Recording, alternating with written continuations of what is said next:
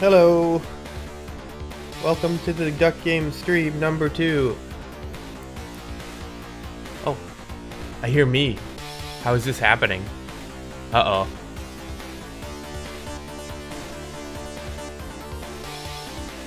Oh, I bet I have Twitch open.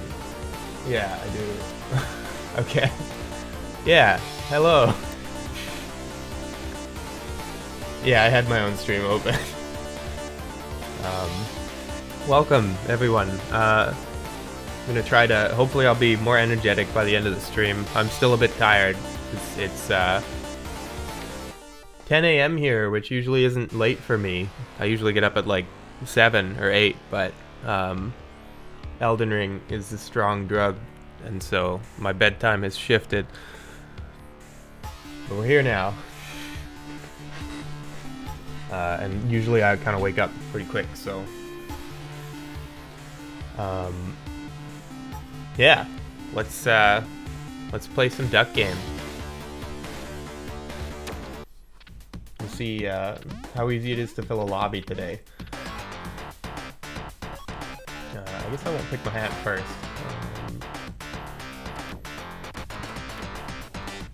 Yeah, for anybody who was at the stream yesterday, that was we had a few times it was like took a little bit of time to fill a lobby. There's not weren't a ton of people playing.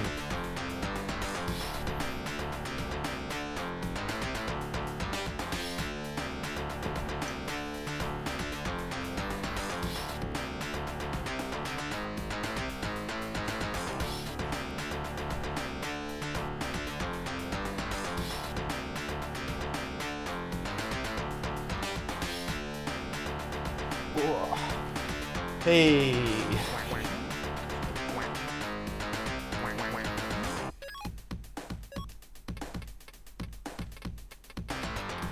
Let's see. Refrigerators. It's been a while. I haven't been valet in such a long time. What are you valet? Oh, is the music still too loud? Okay. I'll put it at about where it was yesterday.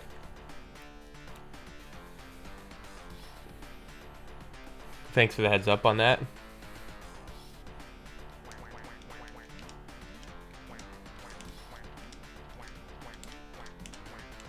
We'll wait like another 30 seconds to a minute. This is always the hardest part because it's like you never know how long you can wait before somebody decides that they're tired of waiting for you, and then they go to another lobby, and then you're back to square one. It's like, I almost wish that there was some kind of setting where... Oh, you meant the music was too loud. Okay, well, honestly, yeah, when the music's like as loud as the SFX, it's usually pretty crazy. Yeah, I could probably turn it up a little bit more now just so that quacks can get through. Yeah, it would be cool to have a setting so that you could like somehow notify to people where you could like put a timer at the top of the screen and be like, this server is starting in 5 minutes no matter what, so that anybody who joins could be like, okay, yeah, I guess I won't leave because it will start.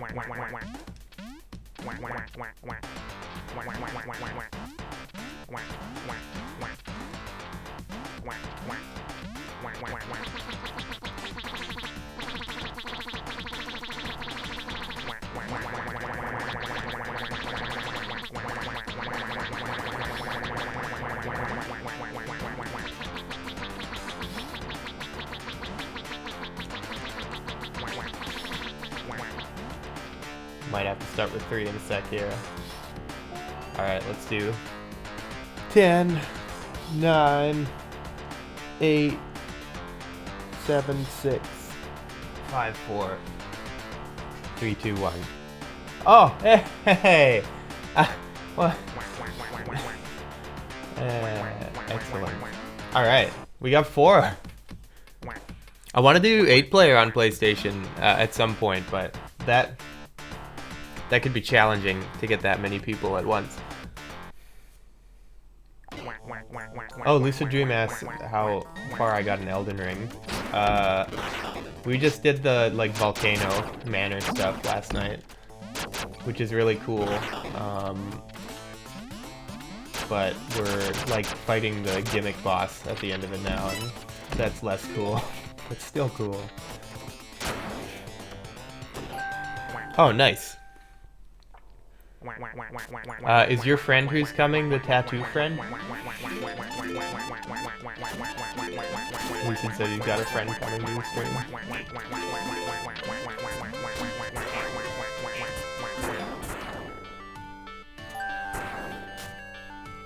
I didn't even notice there was an instrument out. You could tell I'm tired. I was just like, kill ducks. That'll work. I wonder if anybody's ever utilized the ice block in that box, or if it's kind of just like a nice idea.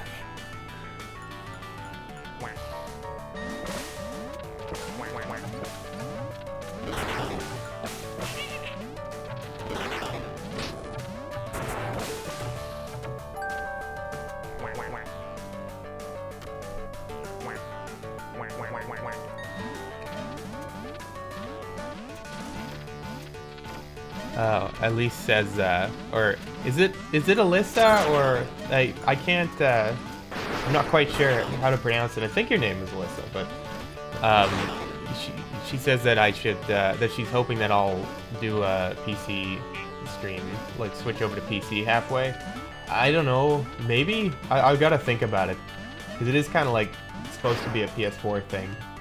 But I guess if I did the stream a little longer and did some PC stuff at the end, that could be cool. Mr. Zubadu asked what plan I got for the Switch update. So that, like, the Switch update's basically, it's working. I haven't connected 8 Switches together and tried them yet, because that's, like, a big endeavor in itself. But, now that I'm working on it, like, after the PS4 version, I was gonna work on it full time, so that'll be what I'm doing next, is connecting 8 Switches together and getting them to connect and seeing, like, doing stress tests to see if it breaks. Because it compiles and everything right now with the new code. The only scary thing is I'm changing it so that you can do friend invites and stuff like that on the Switch. And the version of the Switch APIs that Duck Game ran on was before friend updates even existed, so...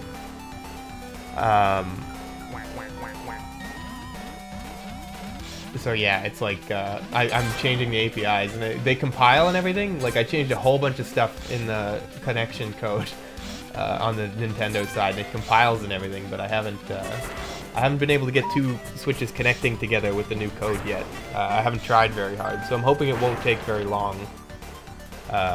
Long story short, the Switch version is ready and running on the same code. It's just not working quite yet. So I'm hoping that it won't take long, and then basically we'll send it into Nintendo certification the same way that we did PS4.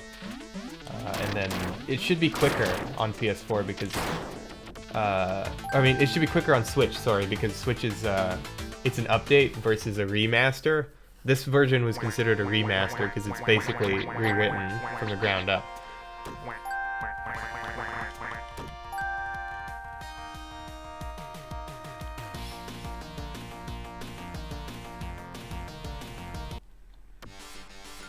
Yeah, I think telling the Sony that it's a remaster is basically their way of knowing that it's like, hey, by the way, everything changed, so don't expect things to work the way they used to. Oh.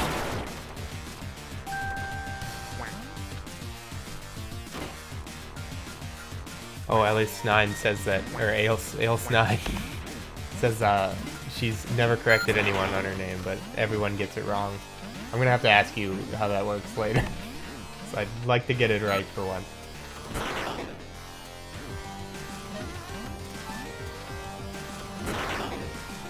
Unless you can sound it out in chat. Although if you know that like weird like pronunciation language, I don't know that. It'd be nice to learn that though, because every time I want to learn to pronounce something right, you either got to find one of those videos that pronounces it, or else you got to read those weird pronunciation languages. And it's like, I wonder, there might be a website or something that converts those to just like a whole bunch of long vowels and things, so you can look at it and sound it out in English.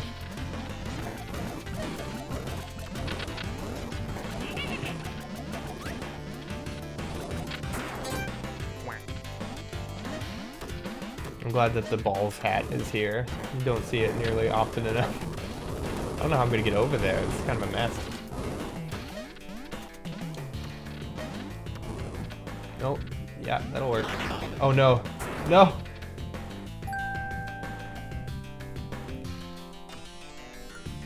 Oh, Mo Frogtog is the gray duck. Nice pompadour. Thank you for coming. XOS Muck asks if I've got TikTok. I do not. I have no TikTok. I have binged TikTok with friends before, and I find it to be dangerous on time. So I don't have it myself, just to save myself a lot of watching TikTok.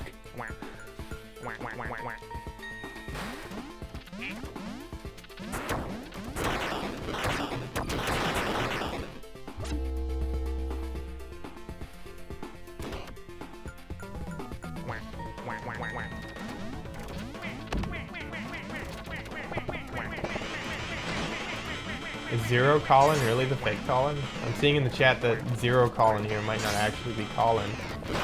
That's Zero Colin would be like null Colin, I guess. Or like, or you could look at it like maybe Zero Colin's like proto Colin, like pre-Colin. It's like before Colin #1 kind of thing. Oh hey, I'm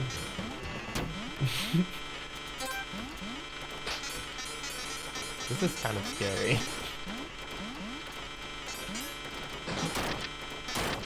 Oh boy. A chainsaw.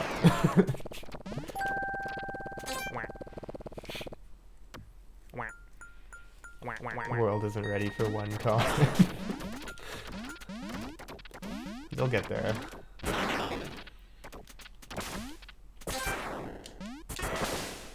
Oh, I should have waited a little longer to throw that sword at the wall.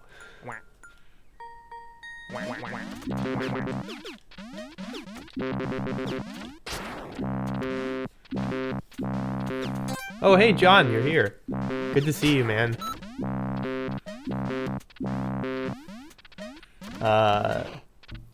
You say, I know it's quite mean to say this right after the update, but there's a bug in the level editor. I don't think that's mean at all. I really appreciate you saying that, actually. When choosing a thing in a list, which is long, the scroll bar bugs and spams something on and off. Example, pistol. Oh. Okay, I'm gonna write that down. That's something I should look at. No, thank you for bringing that up. I really do appreciate it, because I want to do a patch and make sure that everything's working good. And the only way that I could tell for some of these bugs is that if people tell me, just because I don't see some stuff. Let's see.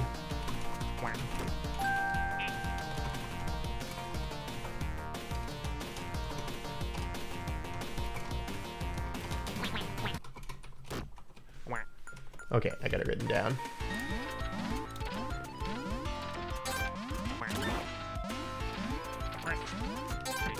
Man, I'm really like bad at using this like dandelion gun, but I'm really happy with it as well. I think it's fun to use.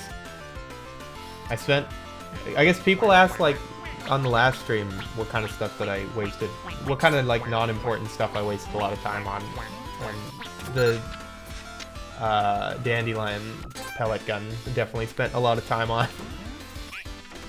Just like getting the polish for like when they're loading it, and like if you shoot it too many times it messes up and like a spring shoots out of it, and then I did the like little spring physics with the spring wiggling around while you're running with it.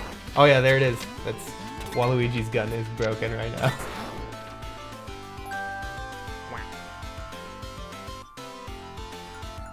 The music is gone. This is a horror game now. Oh no! Is it gone again? Is it just really quiet? Can everybody hear the music, or did I miss the part where the music went away? That might have happened.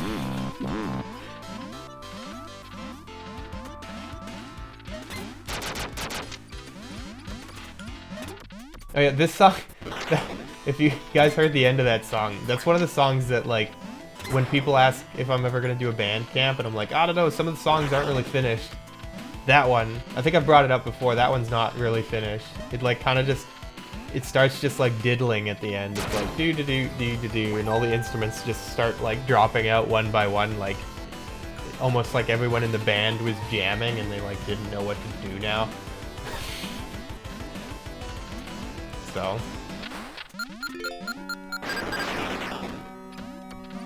that's why I was thinking when I did a soundtrack I would just include the finished songs, but that'd be crazy too, because that would be like half the songs. Oh, the music was gone earlier. Okay. Well, it's good to hear that it's back. That's like, unfortunately, there does seem to be a bug on the PS4 version with the music kind of coming in and out. That's something that I have to patch right away. Hey Russ, how's it going, man? Welcome to the stream. Are you gonna come play some duck game? It seems to be working. There hasn't been any major bugs. A bunch of little ones. And music cutouts and stuff, but not too bad.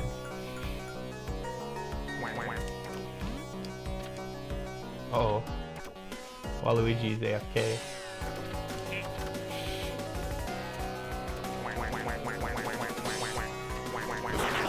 Oh no, he's the only one who lived! What the heck? Come on! I wonder if he planned that all along. Or if that was just super lucky.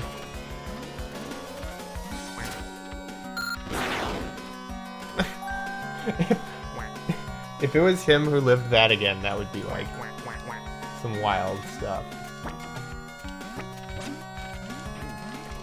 Uh-oh.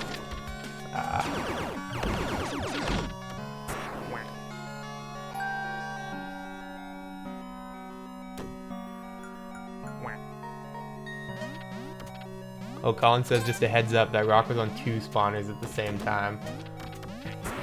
I missed that. I think I've seen it before, though. It's like where the rock is, like where an object decides that it doesn't know what spawner wants it. Or I guess rather the spawners both decide they want the same object at the same time.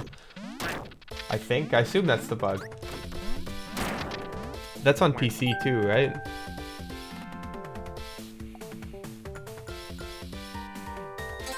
Oh, you got your PS4 put away?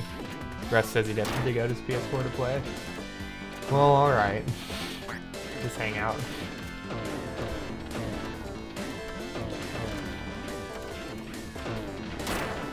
Yeah, thanks. It's like the update is so much better than it was. So happy to finally have this working.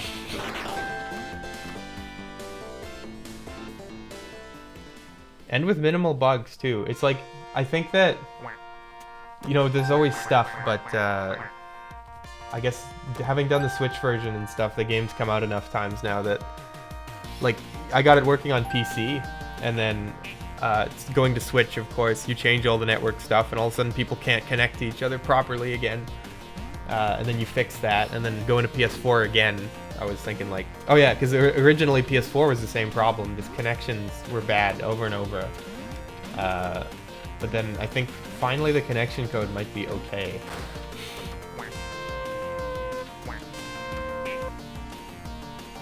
Yeah, let's try to get a 4th person back in.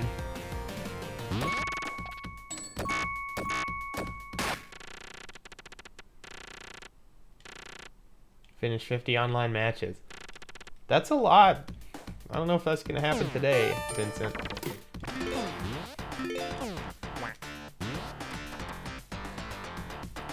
Okay.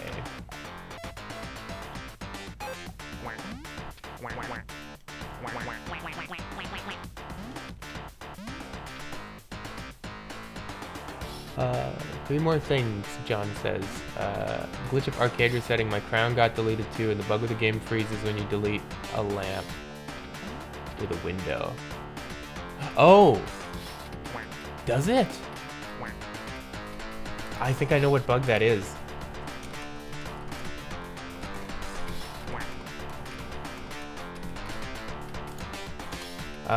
Also, you mentioned that you lost your, arcade final hat. That is something that I've heard once already, actually, which is scary. The lucky thing is that the old save games are still intact. Like, it kind of just, the new version makes a new save game and just interprets the old one to put into it, so I should be able to do a patch that fixes that, but I think what I'm going to need to do is do some tests and, like, basically get a build together.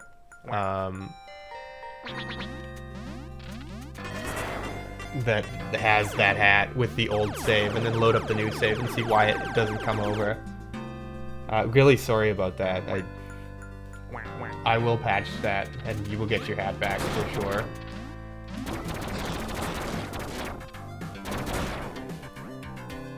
Oh, Green Friday Films' day update reset all his progress. Oh dear. Oh man. Oh yeah, I might. That sucks. I wonder what the heck the difference is. We did a lot of testing on that, but obviously we didn't test the right stuff. That sucks. Okay. Well, okay. Still, all the save stuff should be there. All the old data will be there still. I better get a patch together right away. And don't feel bad telling me about bugs, John. I seriously do appreciate it. You mentioned that there's some stuff missing in the editor, too. What kind of stuff's missing?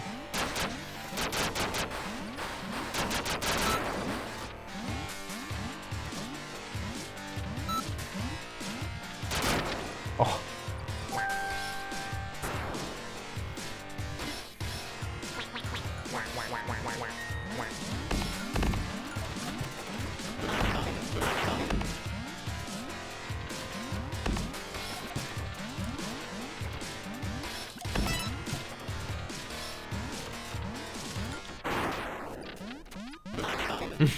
These little camping rooms. I don't know about them.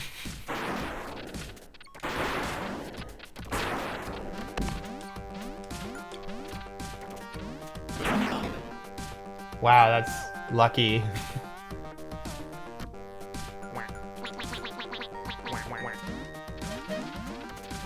Oh, you said there's wall lamps missing in the editor.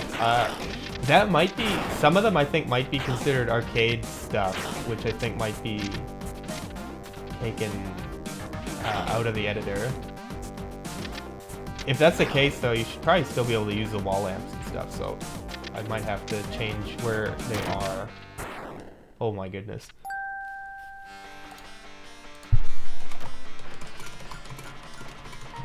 I know though, there's definitely some stuff I think that you can get in the editor on PC that's just not supposed to be there. I think you do have to enable power user mode or something, but like, I know the like gun that electrocutes ducks and like puts them down or wakes them up, that's like that's like a debug gun, so that's not supposed to show up.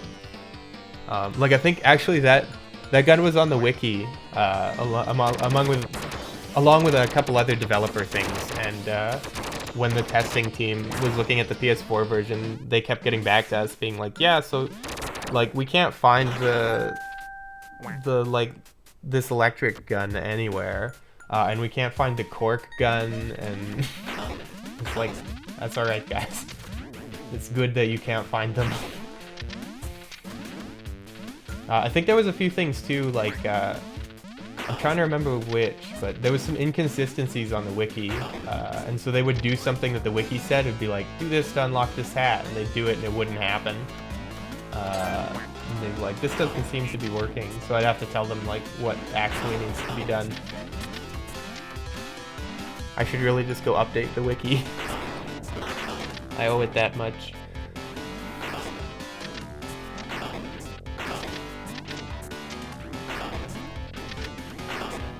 Oh, Elise asks what the eye icon in the status image like the one, like how you've got the turtle and the turds and stuff that pop up over your head. I think in the sprite sheet there was an eye icon too that could pop up over your head, and just asking what that was. I think I just ended up putting that in there, and it was gonna like, it was gonna show that you were a spectator in some early spectator system. But that didn't end up being the way things went.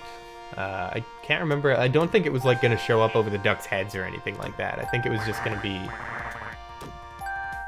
somewhere else. Because I'm like lazy with stuff, so I probably just put it into that sprite sheet, thinking like, oh, here's one I could use. Man, we all got 2. This is working out. I like when nobody's cleaning the floor. Oh, Pomp, you're just sticking your tongue out. That's like the worst thing about having a hat like this. You don't get to do that.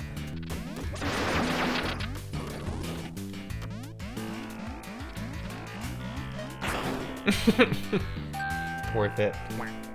Would do it again.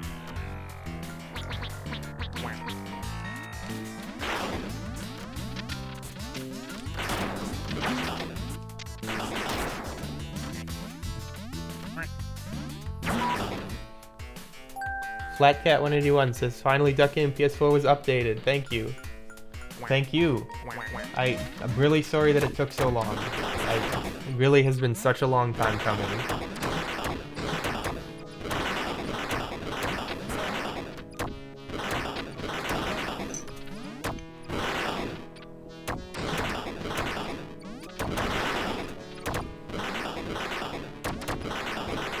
Konami code useless bind. It can only suicide.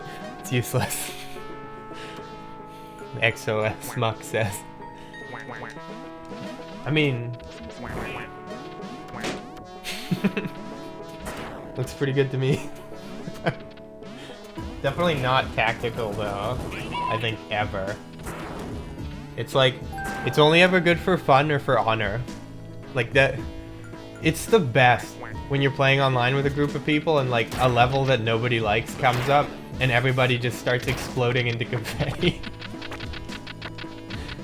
I think it's worth having for that alone. Oh no! Well, that was coming.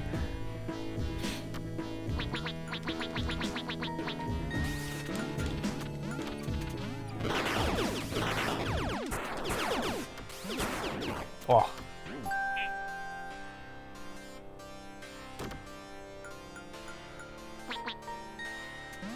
Okay, Colin says never mind, the rock on the spawner thing does happen on PC. He's just never seen it before. Yeah, it's like...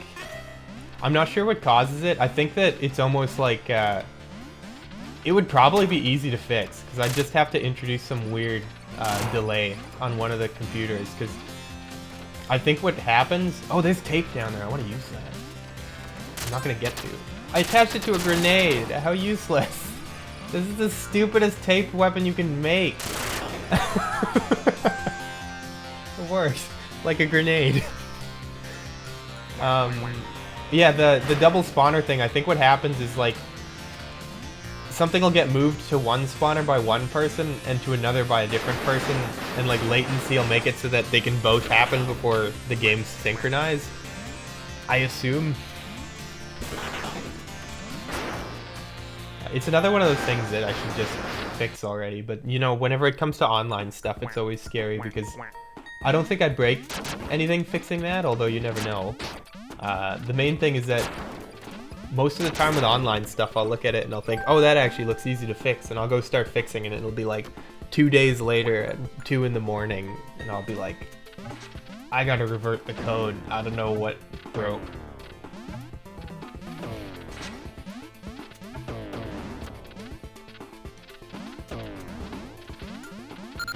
Oh, actually, this level turned out good too. It's pretty much, I don't think there's any snow level that I'm unhappy with. It's weird because I made some of the snow levels when I was making the city levels, and there's lots of city levels I'm unhappy with. It's almost like the city tile set's cursed, and the snow tile set is blessed.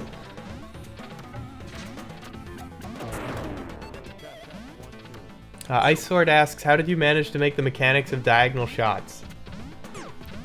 I like telling that story. because that is like, I think diagonal shots are one of the coolest things, and they're not like, I didn't do it really. They're not mine because they just came out of like a natural aspect of the way that the gun lerping works. So like when you flap your wings and stuff, the gun goes up, right? While the gun's going up, it takes a couple frames to do that, which means it's in a few different positions, so it's animating. That combined with the fact that you can shoot the gun whenever you want makes it so you can do angle shots, and it's something that is awesome and works great, but it's like, it was never a planned feature. It did come though from like kind of making the game the way that I wanted it to be. So like if I was gonna give advice to anyone, like when you're making a game, just like screw around and, you know, follow your heart in terms of the way that you want things to work. Because like with the pistols and the guns and things, I was inspired actually by there's a game on like old Xbox 360 PS3 game called Godfather. It's like based on the Godfather games, and I think it's like an old EA game. It's based on the Godfather movies, but it's basically just like a Grand Theft Auto thing. But the really cool thing about it was that when you had a gun, you could shoot it whenever. Like, it didn't worry about animation time or anything. Like, your guy would just be standing there with a shotgun, holding it to the side, and if you pressed the shoot button, it would shoot. So you could just be standing like next to someone and like just blow them away off the side of the screen, like seemingly by accident, and it was hilarious. And I thought that was the coolest thing ever, because every shooter game, right, like you have to press aim to go into aim mode, and then you can use the gun. And I thought that was brilliant that you could just use it whenever. So I wanted Duck Game to be the same way. And I think if I was worried about animation time affecting guns, I might have made it so you couldn't shoot when you were lerping your wing, and that would have been sad. Oh.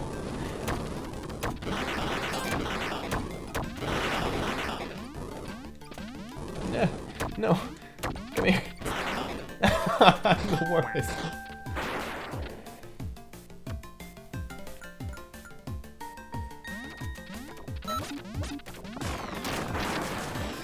Oh, Frog says yesterday Vincent told him to get all platinum on challenges, even though he has the captain's hat. Probably because he has some extra medals from the 1.5 beta on his day. That's probably true. I'm gonna write that down too, because that should be an easy one. And that is silly that he would still...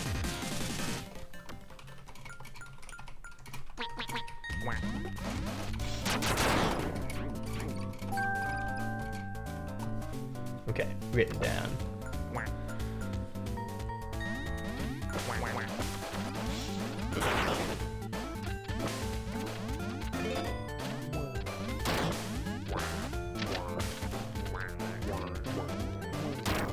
Russ says better late than never for the update. He heard developing on PlayStation could be nightmarish too. It was a bit like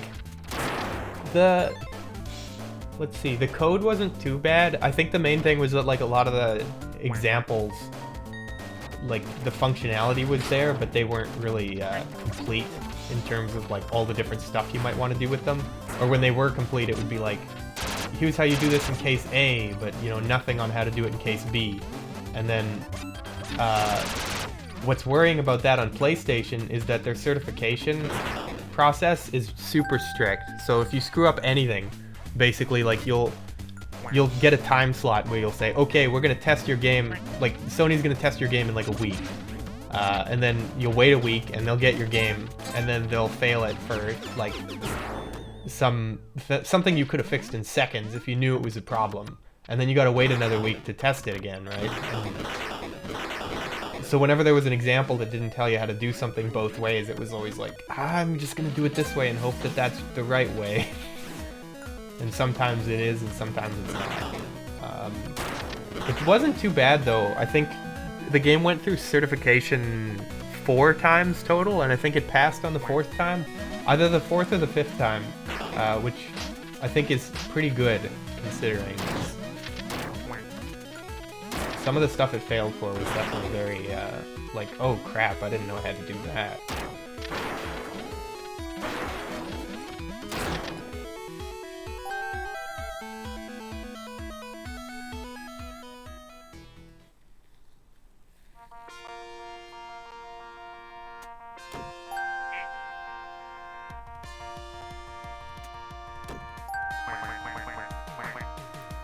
Ice Sword says in update 1.5 there was a function to transfer the host to another player directly in the lobby.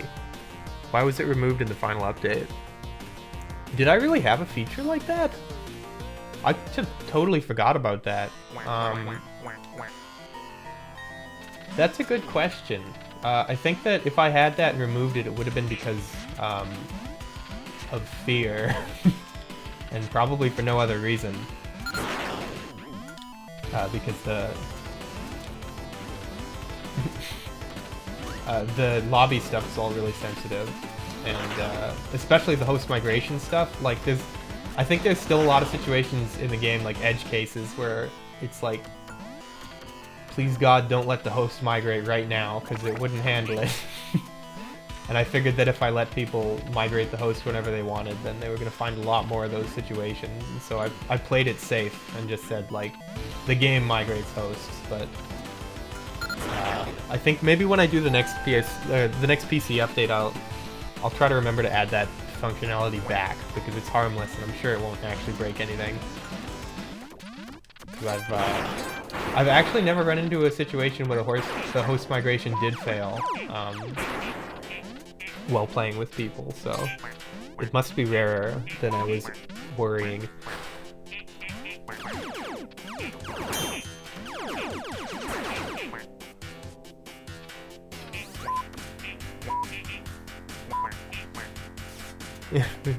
Theory says it'll be a real quick fix, Morty. Just hop in this portal with me. That is definitely what it feels like whenever I change anything to do with online. It's like, no, it's not gonna be so bad. You'll see, it'll be awesome. Everyone will have cake and it'll be a party. And then it's not like that. Oh, you have a flower, I can't kill you like that.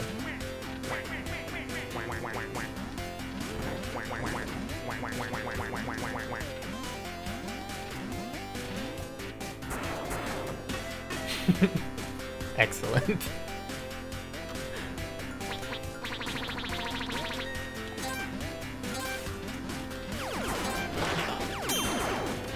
Oh no! We're destined to both die at the same time from now on.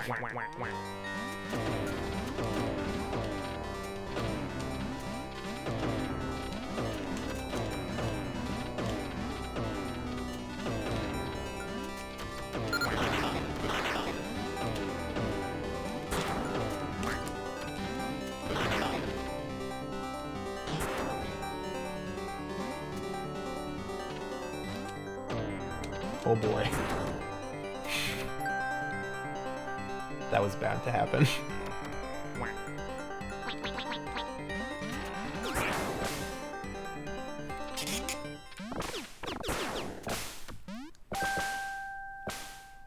Russ says snow levels are best because of silly tongue tactics. Colin actually sent a video the other day of someone, like, saving themselves with the tongue on a snow level. It's the first time I've ever seen it used strategically.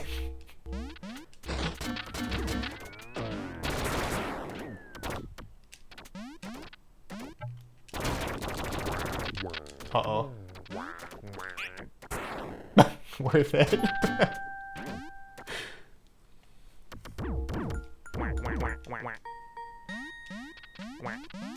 Oh, the music stopped again. In the future, when I'm playing the PS4 version, until I get it patched, I'm gonna have to just, like, have the Duck Game playlist ready to go in Winamp or something.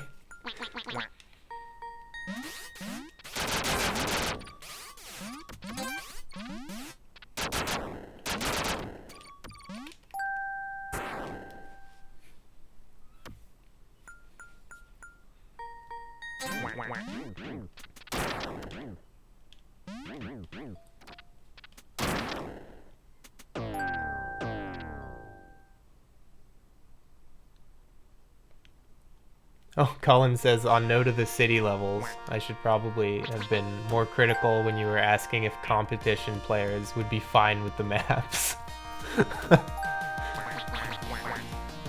I'm thinking that's the kind of case where, like, there's probably so many vanilla maps that are fine now that competition people, if they were introduced now, would have been like, this sucks.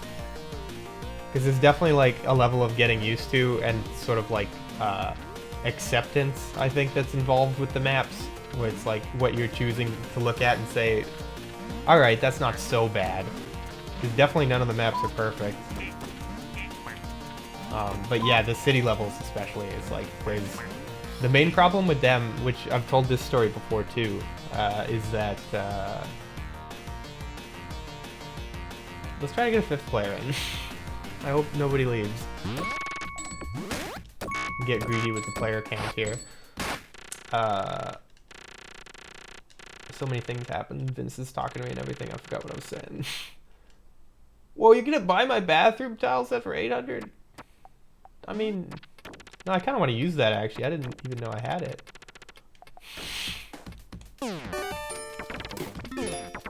That's kind of a weird UI. He asks if you want to sell it, and you're like, okay or cancel. You should be like, yes or no, and if you say no, he should be like, oh, that's too bad. But instead, he's just like, you have to basically walk away from him. He's like trying to pressure you into selling it.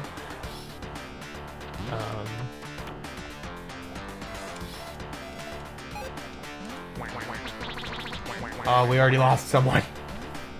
Oh no! Oh, you had to go. Okay. That's too bad. Thanks for coming. I'd like to do 8 players. Oh yeah, are you ready to come join? What? Ooh. Nice.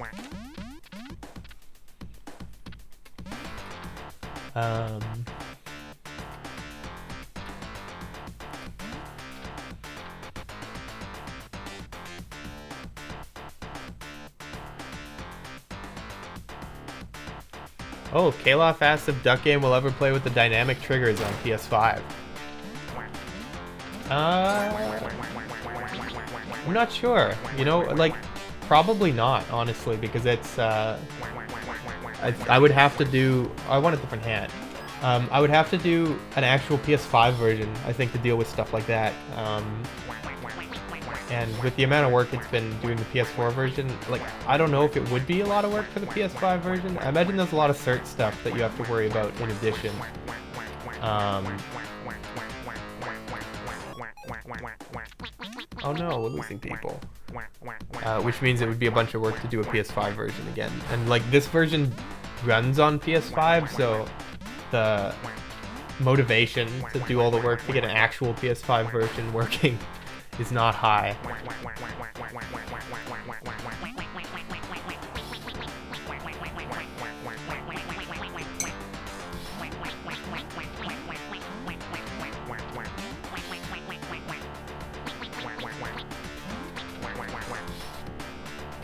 Alice asks why the wood duck turns into the wood cooked duck in the sprites for the challenges.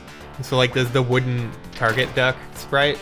There's actually like a cooked duck target sprite too. That doesn't ever get used.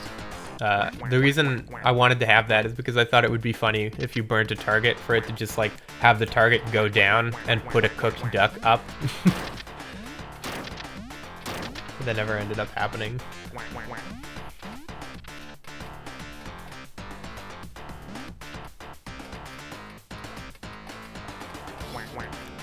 Oh, Vader Pro Dude says hashtag, or Vader Proud Dude says hashtag fix duck game. I hope this version fixed it a little. If there's anything still wrong, or if you guys are still having connection issues, please let me know. Because the whole point of this update is definitely to get things working right. I already got to patch it to look into the save games and stuff like that, but I apologize if there's still any problems, and that's something that definitely will be worked out. Oh dear. The PS4 version doesn't have a forced start either. Get in the beam! I gotta add forced start, I think. I'm gonna write that down.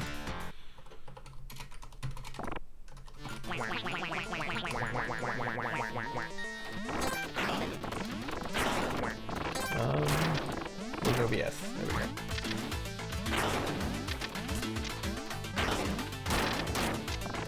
Oh, Firefox, you're welcome. He says thank you for updating the PS4 version.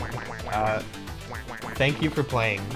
Again, I cannot apologize enough for the state of the PS4 version, and I really hope that we can get this version to be mint and have absolutely no issues. The online, I feel like, is a lot better already, so it's on its way.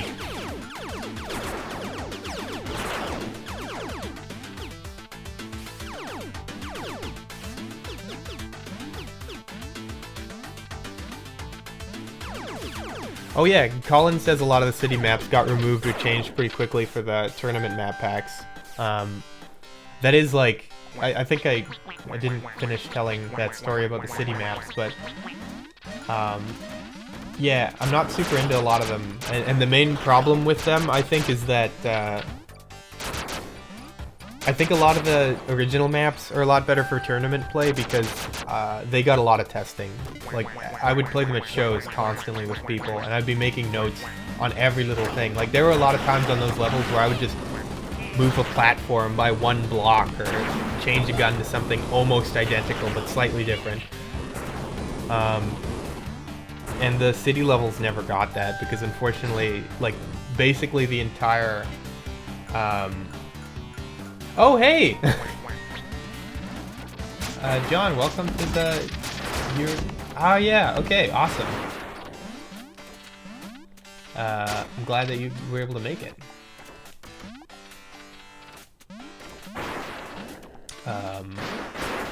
Yeah, the city levels didn't get a lot of testing because I made them during the pandemic, and like sort of at the point where I wasn't going to shows anymore, so unfortunately they were all kind of like, make them play them online with as many people as possible, and then like there definitely were a lot of improvements, but they need more. They need love, which I'm sure any of the ones that got into the tournament map packs probably got some love that they needed.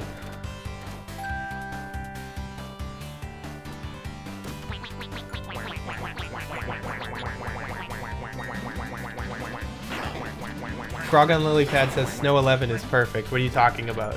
Snow 11 is. I like Snow Level. It's Snow 11. That's the one with the, like, if anybody doesn't know, like with the quad lasers that come from both sides and the spring in the middle that shoots mines back and forth. I'm actually really happy with all the Snow levels. I don't think there's any Snow level that I dislike. And again, like I was saying earlier, I made some of them at the same time as the city levels, so I'm not sure why the city levels are... Like, I think maybe part of it has to do with I felt like I had to use the new features in the city levels, whereas with the snow levels it was like still a lot of using the old stuff, so it's a lot easier to use the old stuff, I think, because I'm used to using it. I know what it does, whereas like the Wagnus, for example, that like laser gun that teleports you around, that gun's so much fun, but like I've sat down trying to make a Wagnus specific level like a dozen times and I cannot do it. It is hard to make a level for, because it's so awesome, you know, that it's like you'd almost have to, you need to have like a big open level with a lot of opportunity for people to like be at the end of a hallway and get the guy with the Wagnus before they get you.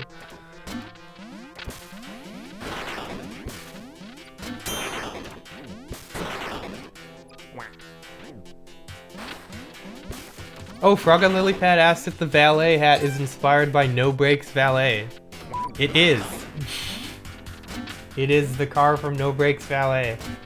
I think I added it around like pretty much the exact same time as I added the Amazing Frog hat, because No Brakes Valet was another Ouya game that we really liked.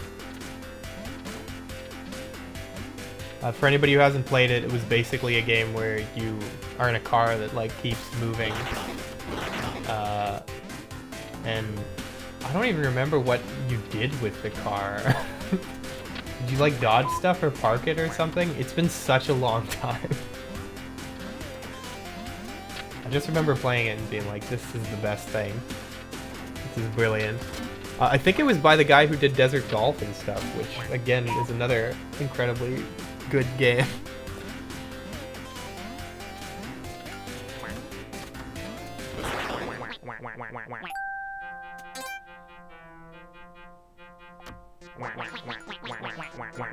Oh, Lucid said that the guy with the tattoos at a funeral. I'm sorry to hear that. Hopefully we'll get to play sometime. That would be really cool to get to play with him. For anybody that wasn't at the last stream, that's his friend actually got a tattoo of the brick hat from Duck Game. It's like the hat with the guy with like kind of a blonde pompadour and like smoking a cigarette.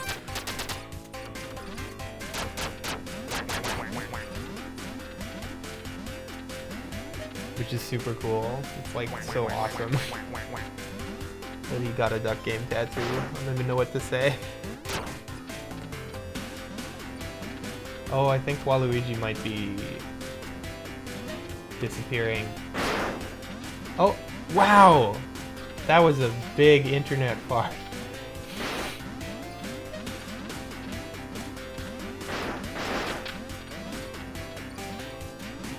Oh good, Rust Money's coming. Cool.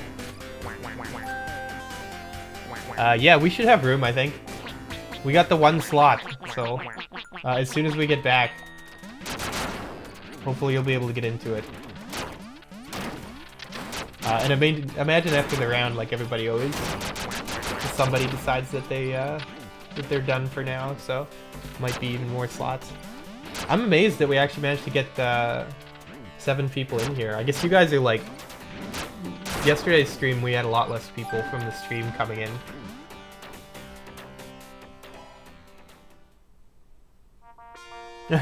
Russ Money says about that hat. Pompadour smoking a cigarette? Are we talking about the critically acclaimed show Trailer Park Boys? You know, honestly, it is a lot like that guy. I never really thought about it before. I wonder if that if the universe has worked in mysterious ways.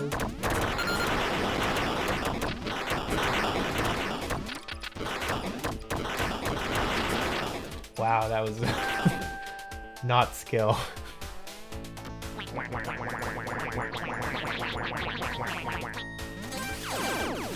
Ah! Oh, unlucky with the gun. I'm sorry.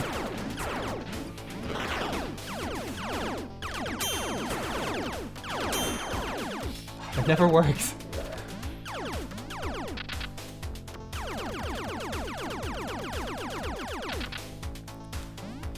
Yeah, I'm definitely gonna add force start on console.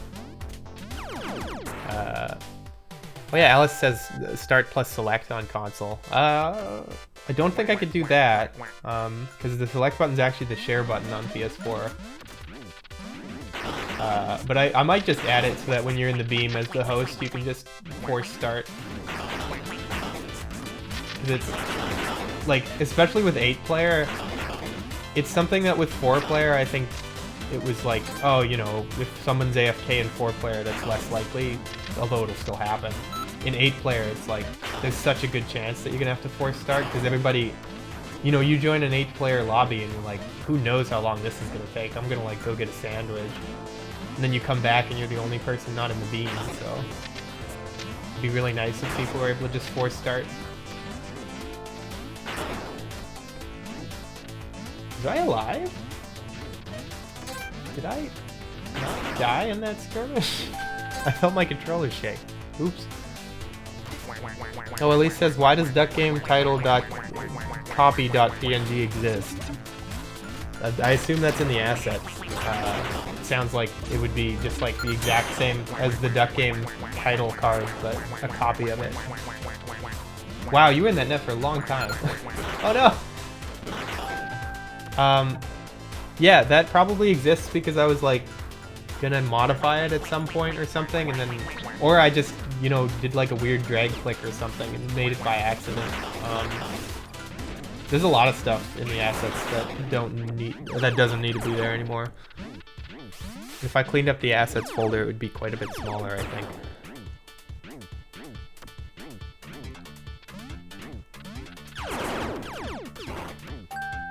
Oh, John says shooting from the holster doesn't quite work. Are you trying to shoot from the brown holster, or like the kind of gray mechanical looking holster? Because I know the normal like brown holster with the red strap you can't shoot from, but I missed which holster you had.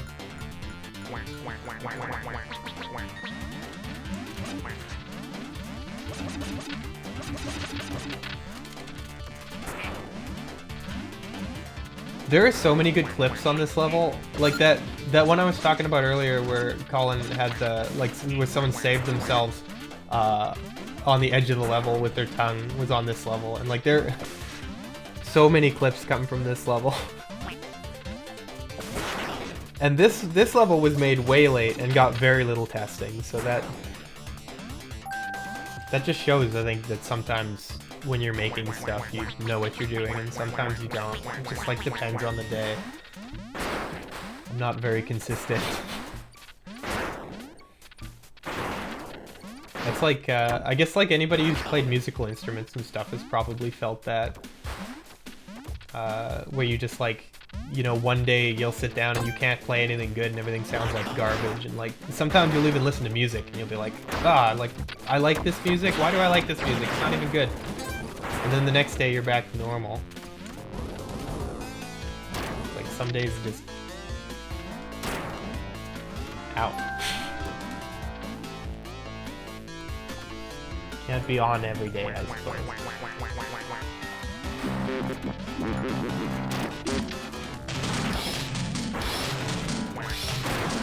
Oh, about to ban and ship and go play instruments, but that was a bad influence. Did not have that idea from the beginning on this level. Anybody not looking at the video screen? I'm just running to get a gun while everybody was playing drums.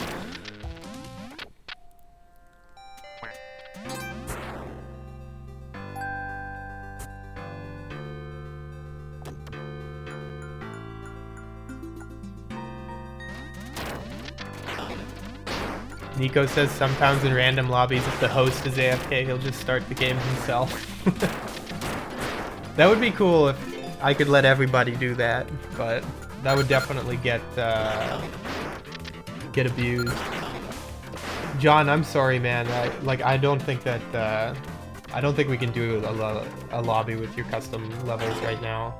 I apologize. It's like we're just playing vanilla duck game right now. But I'm definitely down still to play with you next weekend.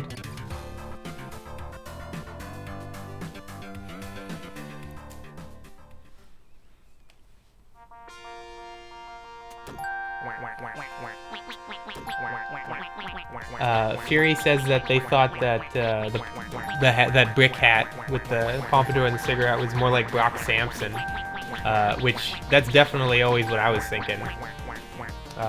It's not my character design though. That's actually a crossover hat as well.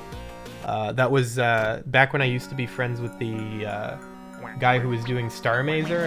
It had like a it had a trailer when it first came out. It was going to be kind of like a LucasArts style adventure game in space thing. And I thought the character design was really cool, so it got into the game. I still really like it. Probably because it is very Brock Sampson looking.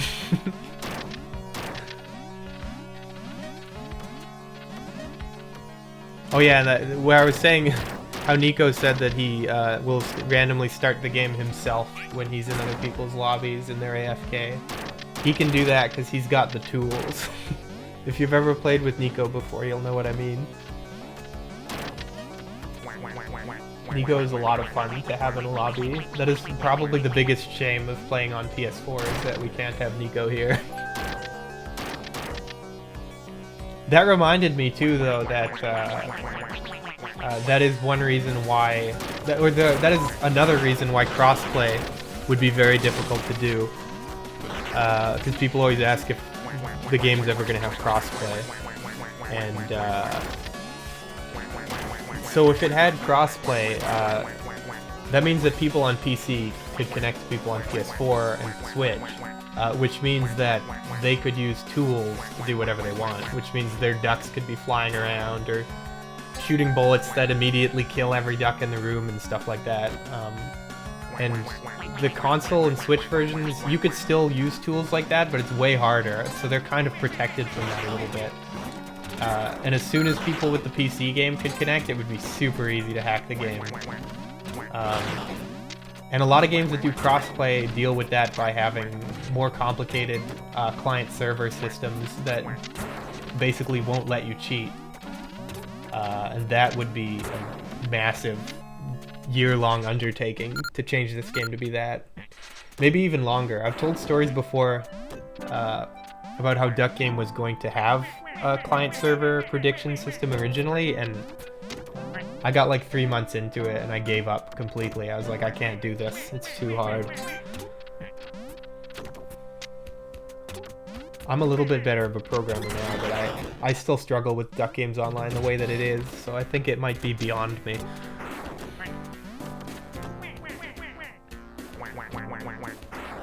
Rodactus asks if there's any new innovations in PC hat creation coming.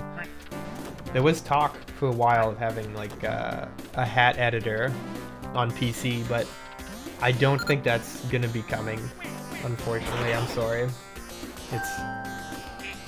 The pink duck disappears a lot. That's John. John disappears when he gets killed a lot, like more, or at least I've noticed it twice.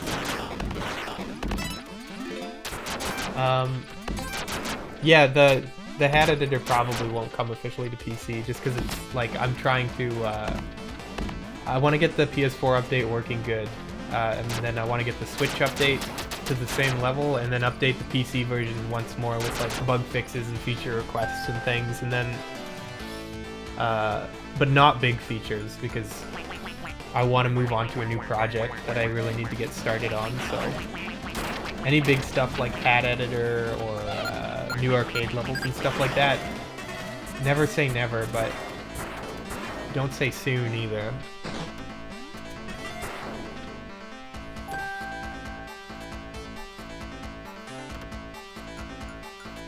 Too bad XP toilet doesn't exist. Yeah, there used to be a toilet. I don't think it ever got into the game completely, but like what I wanted was, I wanted it so that if you quit a game early, so if you like, if you didn't finish a match, because I was worried about like, you know, when you're playing online and someone will just be getting owned, or they'll be owning someone, and they'll be like, either this is too easy, or I don't like playing with this person, and they'll quit early. I wanted to try to encourage people to like try to work with what they had and sort of like stay playing together. And so I was gonna make it so that if you didn't finish a match, a toilet would come up and it would eat half of your HP, or half of your XP. And so like you'd be getting XP, and then all of a sudden halfway through a toilet would come in and it would be going like blah, and just all your XP would be going into it. And I had it implemented in everything, but I didn't end up doing that. So there's an XP toilet just like hiding in code, ready to be exposed, so that people can do a mod with the XP toilet.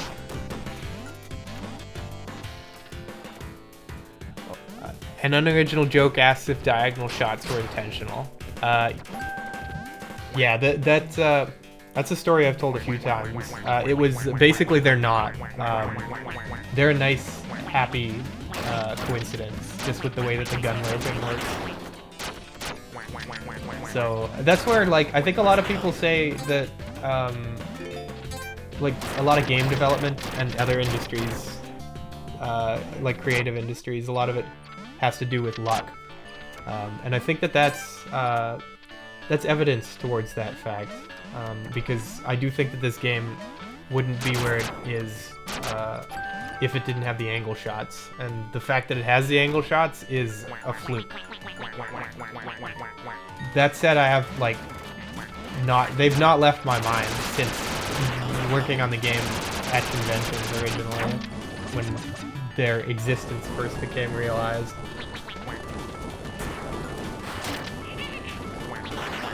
But, yeah, that's like, if you're making games, you know, just have fun and try to be spontaneous with it and mess around, and don't be afraid to spend a day doing something weird with your game and then seeing if it works, and if it doesn't, taking it out. Because a lot of the best stuff, I think, just comes from messing around.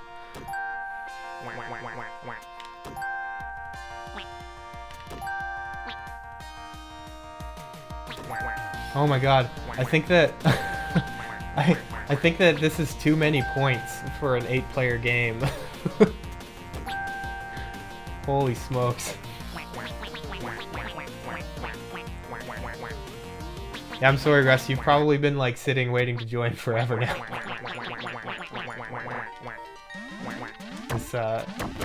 Usually I think when playing 8-player I do like 5 or something.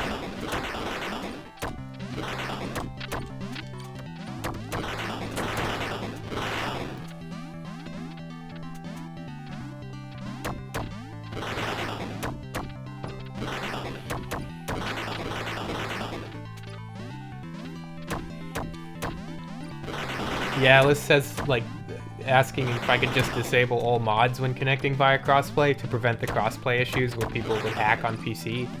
Definitely, it's like, unfortunately, when it comes to security and stuff like that, that's something I would never do professionally, because it is like, I don't know, if you did security professionally for a job, like as a career for your whole life, I feel like you'd be defeated at the end of it, because it's an impossible problem. Like, no matter how many times you fix something, you have to fix it again, because people will find a way around it, because it's almost impossible to have perfect security on a computer. Or maybe it is impossible, like it's impossible to have a perfect sphere or something. Because, yeah, if I disabled mods when people played online, like, you could still, they'd have an EXE, you know, like, they'd just modify the EXE, not as a mod, and then they'd mess with the game that way.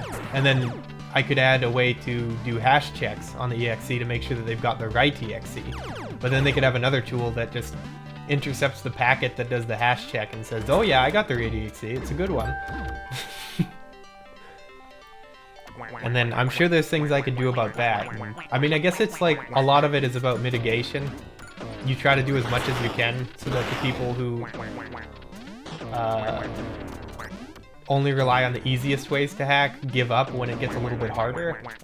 But even then, eventually people make tools, and if you don't keep changing your security systems, somebody will make a tool that's like, now it's easy to hack, use my simple hacking tool. That said, I actually absolutely love that people mess around with the game and hack it for fun. What I don't love is when people do it to win, and they come into lobbies where, you know, people are just trying to have a good, clean game, and someone's flying around and doing crazy stuff. And it's like, I think if people hack and they have respect for the other people in the match, that's super fun. And it's especially super fun if they're like friends, right? And everyone's just hacking together and having a good time. So I actually really like that that is possible. And Duck Game was always designed as like a play with your friends kind of thing, so the mentality is like whatever's most fun for playing with people you trust, which unfortunately means that anti-cheats and client-server stuff took a back seat on that. But I think the competitive communities, like, they're pretty tight now to the point where you can find a lot of servers where everybody's kind of on the same page and nobody's cheating or playing weird, so I think it worked out okay. This level. Oh man! This key's gotta get in the door.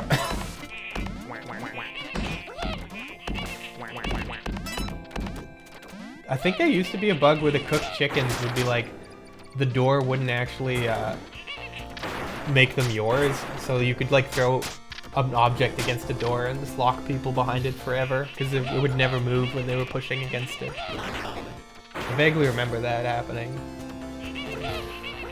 Hopefully that doesn't happen anymore.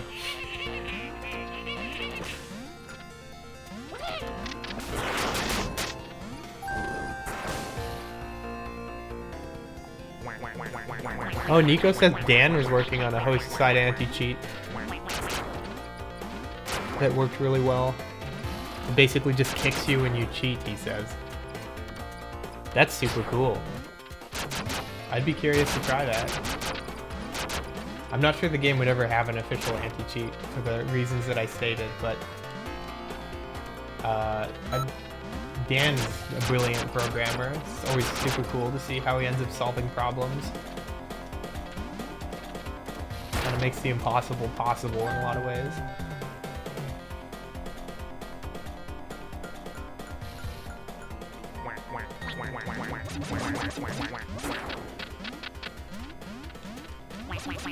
I think I might have just walked into the spikes. I was looking at the chat.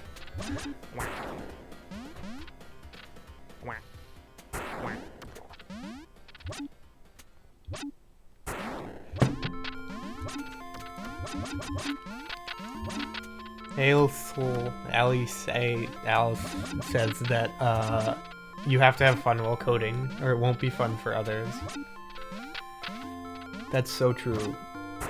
That's like, I think that with anything, right, you have to, one way or another, you've got to put you have to put the emotion into it that you want other people to get out of it, right? And that's why sometimes, like, when you get that feeling, right, where, like, music doesn't sound good anymore, or you're having a hard time playing instruments and stuff, like,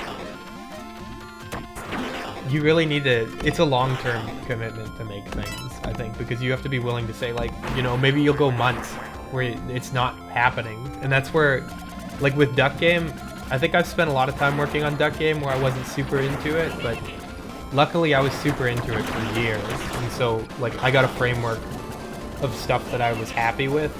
And so, you know, maybe later when I was like fixing bugs with online and stuff like that, you don't have to be super into that, like, emotionally anyway. Because it's like, oh, well, I'm just fixing problems. Like, I don't have to make something new. But you definitely, there's good advice, I think, that you need to be having fun to make something fun.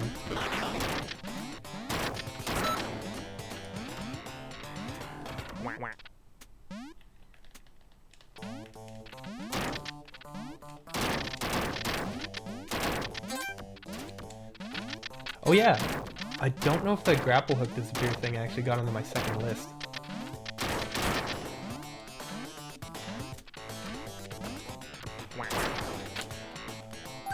Oh, I got the point. I wasn't sure. Top Hat didn't seem totally ready to, like, throw down.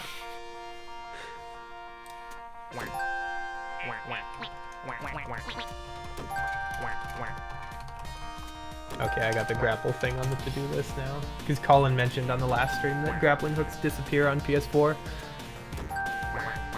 Which isn't surprising. It's something I think that they used to do on PC too.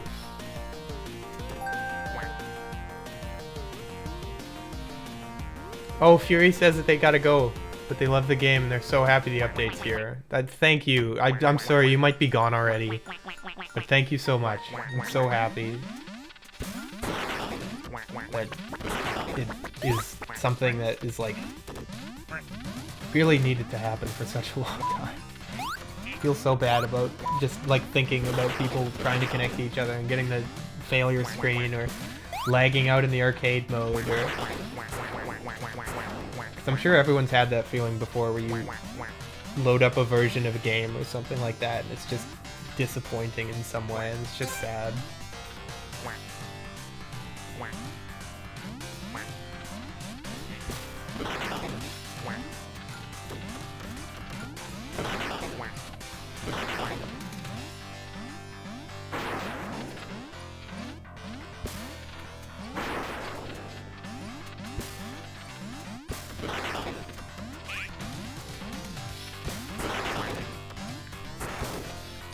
Oh, Russ has been waiting forever, but he says it's fine. He's just happy to hang out with one of his favorite devs. Thanks, dude. I'm blushing.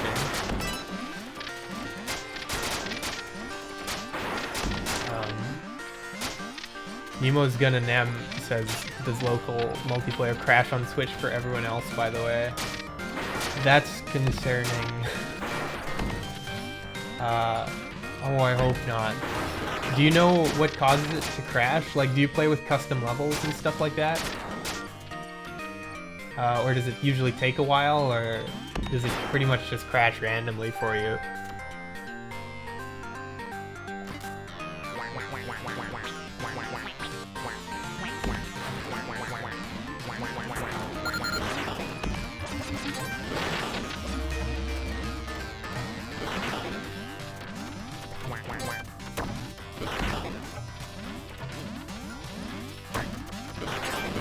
Oh yeah, Kaloff says anti-cheats don't really stop cheaters on their own. They inconvenience people enough to discourage them.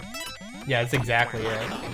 And that actually reminds me of another angle with stuff like that, is like just something that complicates things further, is cheating and stuff like that can end up being like a matter of principle sometimes for people. And like the harder you make it to do it, sometimes people are like, oh nice, a challenge, and they get excited about it, and then it's like, I think that when you have really good anti-cheat stuff, sometimes you can get tons of cheaters just because they're excited, because it's like hard to hack it, so it's like a challenge and it's exciting to actually get it working. And then sometimes I think even just, yeah, out of a matter of principle, people will be like, almost like I wonder if I'd ever feel like affronted by it. It's like, this game anti-cheats me so hard that it makes me feel like I'm a cheater even when I'm not cheating, because it's like, you know, it's like the game thinks you're gonna cheat. That's kind of like really bad DRM is like that. Like I have a VST plugin that has recently been updated, so it's not like this anymore, but you basically had to own a physical USB drive that you stick into your computer every time you use it. Otherwise it wouldn't work. That was their DRM, and half the time it wouldn't work. Like, you'd have the USB drive in and it would still be like, you don't own this software. And it's like now me, someone who paid for this software and who's being a good boy, you know, is getting shit for it. And that kind of makes me a bit spiteful, so that makes me think that the software is saying, like, you know, you're a cheater and everybody's a cheater and they're all gonna steal this software, and so we have to be vigilant. And that's where, I guess, I like as much as you can to get away with no DRM, no anti-cheat and stuff like that, and just rely on, you know, people's morals and conscience. And that's always kind of how I figured, is like, you know, give people a world where you trust them, and if they break that trust, then that's just a shame, you know, but never, like, change the way you trust people, but never stop trusting people, because, you know, I'd rather die having everybody having broken my trust and me being sad by it than... I'd rather die than become, like, hard over stuff like that and be like, I'm not gonna trust people anymore. Because that's just, I don't know, I think it's a more beautiful world to live in if everybody's just doing their best, but it's not necessarily perfect, than to live in a world where everybody's, you know, bunkered away in their barricades being like, I've got enough for me, you stay out of here.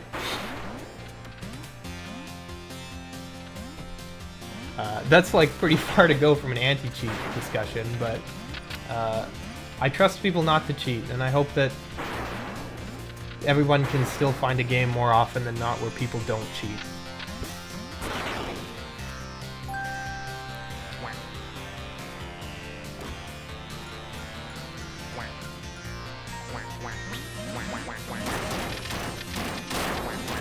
Frog on Lilypad says stuff like that, messing around, making things fun and silly, is lost when people are working on big AAA games, which I think most people don't realize. That's very true as well. Like, I think there's a lot of AAA games that get made where people are still having a ton of fun, but it's rare, because a lot of AAA stuff ends up being, you know, teams of people who may or may not actually care about the project, or may or may not understand what the project should be. And I think sometimes when it comes down to people making things based on like charts or designs or things where people like Like, I think a lot of games get made where it's like, oh, we need to make this game, and we need it to be like Assassin's Creed, and we also need it to be like have online like Call of Duty, and it needs this and it needs that. And it's like they'll end up making a game that just kind of like has all this stuff, but nobody really knows why. And it makes it hard to do a good job of having all that stuff, I think. Oh, is there 2 mines up there, or did we duplicate one? Must be 2. I don't remember.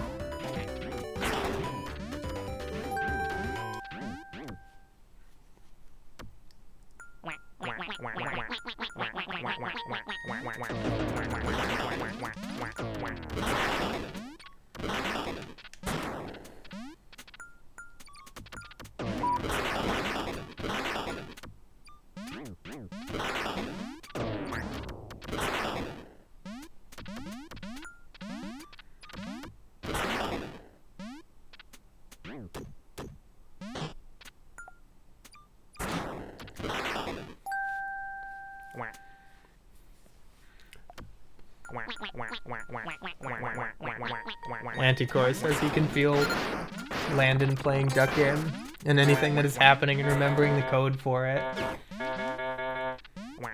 That's not always true. There's definitely a lot of code, I think, in Duck Game that I've forgotten over the years. There's some stuff that I'll never forget. Like, most of the online stuff, whenever I see an online bug, my brain just starts doing loops, being like, oh, it could be this or that, or... Because I've just spent so much time in the online code. But a lot of stuff like with duck movement and things like that hasn't changed in such a long time. I know most of it, but every now and then someone will ask how something works and I'll have to go check. Is this going to be the end of this round? Oh! Yellow, you had to get some points. There might be one more. Oh my goodness. It's coming on 11:30. I'm not sure how long this stream's gonna go. I think we can go a little longer, but I'm not sure I want it to be another 4-hour stream. Those kind of hurt. That's like, I have large respect for anybody doing full-time streaming, because I feel like they gotta build up like streaming stamina, which until I did a few streams is not something I figured was something that needed to happen. I figured it's like, you know, you just sit in front of a computer and you talk for a while, like, you need to be good at that, but it won't be exhausting, right? It's like, nah, it is. It's surprisingly exhausting.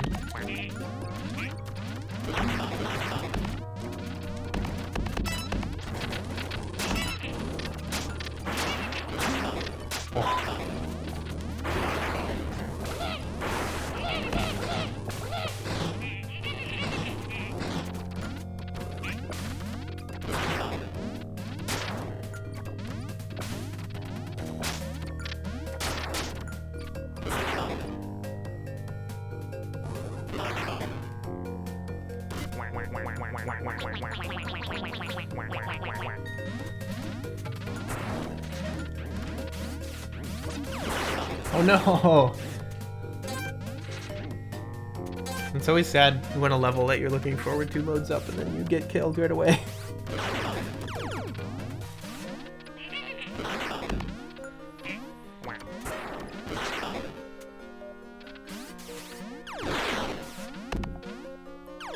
Oh, Nemo Skin and Nem says it crashes every time when the Mallard News guy comes up. What the heck?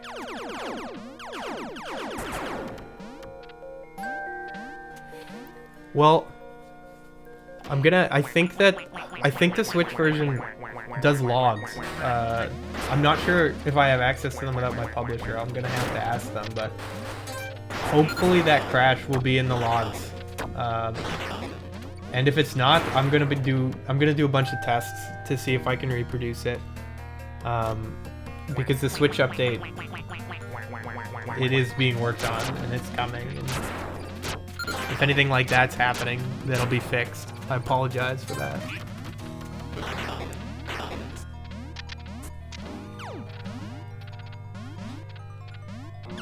Russ Money says, boo, USB DRM. Bring back physical code wheels. I remember code wheels. I don't think I ever had one. I think I just had DOS games that wanted me to have one and I didn't have it.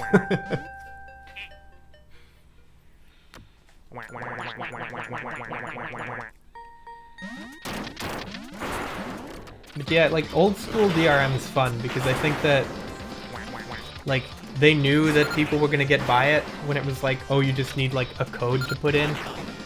But I like that it's kind of like, it signals to people, right, that it's like, hey, here's my game, I want you to pay for it. It's up to you whether or not you do, but I put a code here just so that you know that I would rather that you did pay for it. That seems so much more honest to me than being like modern DRM, where it's like, I know you're not gonna pay for it, so screw you, I'm gonna put all these crazy DRM features in.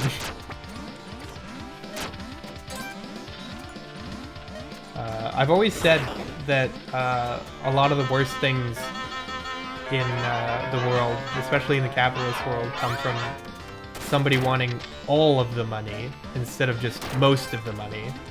And that's a very businessman thing, I think, where, like, DRMs like that, where people are like, there's a chance that a few people won't pay for the game, so we're gonna, like, just violently prevent people from not paying for the game. Because we want all the money and not just most of the money.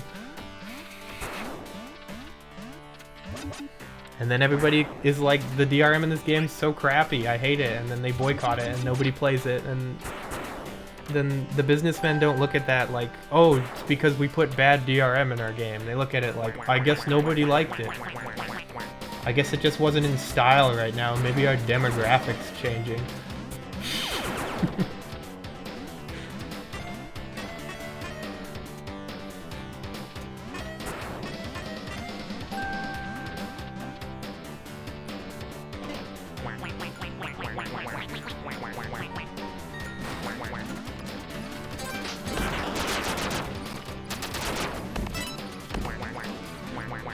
Businessman moment. Definitely try not to ever become someone who makes all of their decisions based on what paper says. I think if you're someone who does that, you gotta be like 50-50 or something. You gotta follow your heart sometimes. Because if you never follow your heart, then there'll be no heart in the world, and then that's when real bad things can happen.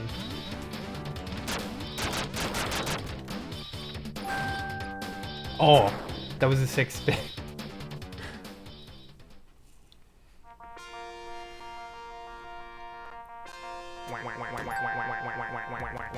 It happened.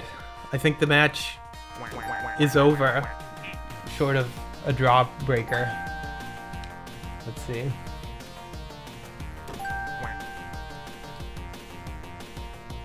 Yeah, and Frog says the people who would pirate the game probably wouldn't pay for it anyway. Exactly. It's like, the way I see it is I want to trust people to be honest, and I know that that's not always the case, but, you know, if they really can't pay for it, they're not gonna pay for it, right? And I would rather that someone who can't pay for my game gets to play it anyway, you know? Because it's like, obviously I want to be able to make a living on this, but I don't want to prevent people from playing the game.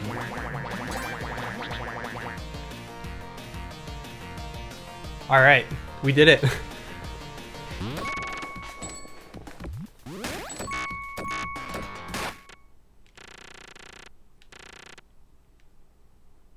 I haven't done that yet. How embarrassing. Okay, this next next match I'm gonna try to get that. I'm gonna get 25 angle shots. It's so not gonna happen. I wonder how many more I need. I probably, in the last 2 days, successfully pulled off like 3 of them. Alright, Russ, I'm opening the slot. Are you ready?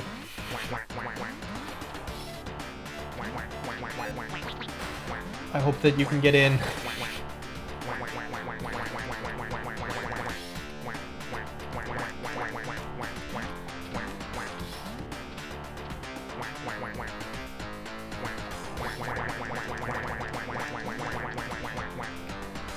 Alright.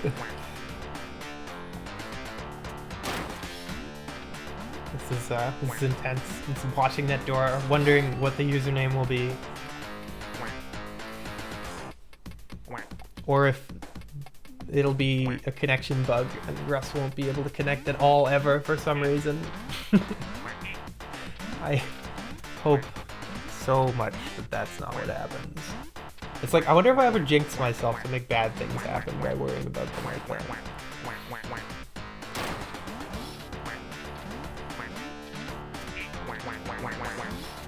Russ! You made it! Welcome! Alright. We got 8 players. Classic.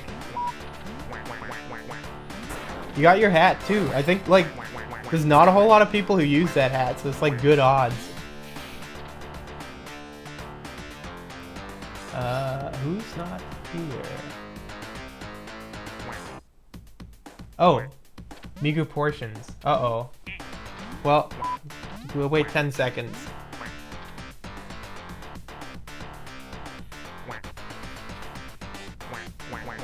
Oh, okay.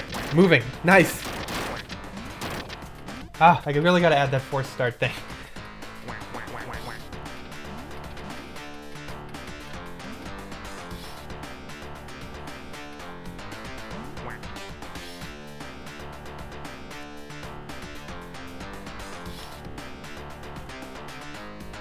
Oh yeah, Russ says his favorite bug is that in wall mode, the rock can bounce off the wall and bonk you. That can totally happen. Like if you're in wall mode and you're right up to the wall and you throw the rock super hard, it can come back and crush you. And I think it's fixed now, but it used to soft lock the game. Like the game would just stop and it would just look at your crushed duck forever. In the lore, actually, if you get crushed in the rock throw, you die in real life, in real duck life. Because in the lore, this is all VR, except for the rock throw and the lobby. But the lobby is now in VR too, because you can respawn in the lobby now. But you cannot respawn in the rock throw. Oh.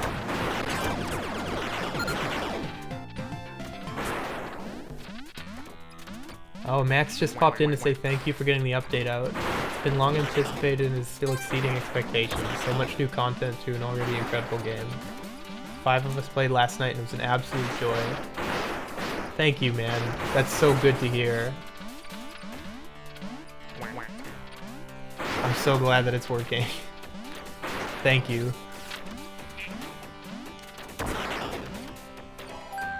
Frog asks if there's any news on Squarewave. So Squarewave is a game that I'm working on with Andrew Moorish. He did Super Puzzle Platform and Kingsway. And Squarewave is kind of like a remake of Super Puzzle Platformer, basically.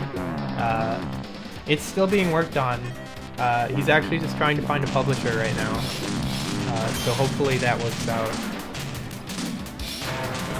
As for when it would come out, that's still a mystery.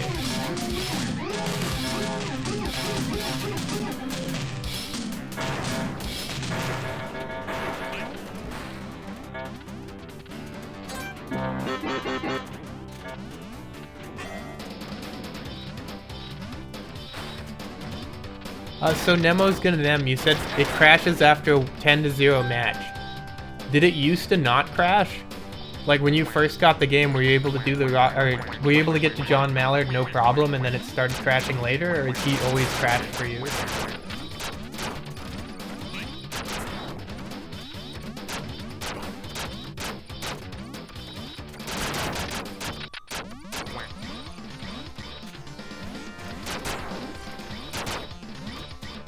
You notice the PC version crashed after 12 hours of playing too? Probably unrelated. Probably, yeah. That really shouldn't happen, but after 12 hours, that kind of makes sense. It's like, I'm sure there's places in Duck Game where buffers are getting filled up slowly and they're not getting cleaned up and stuff like that. So after 12 hours, could have like memory leak or something like that. Did you just leave it on for 12 hours, or did you actually play for 12 hours? Because, holy smokes, that'd be a long play session. I would be duck game numb by the end of that, I think. Oh, they did pull the pin.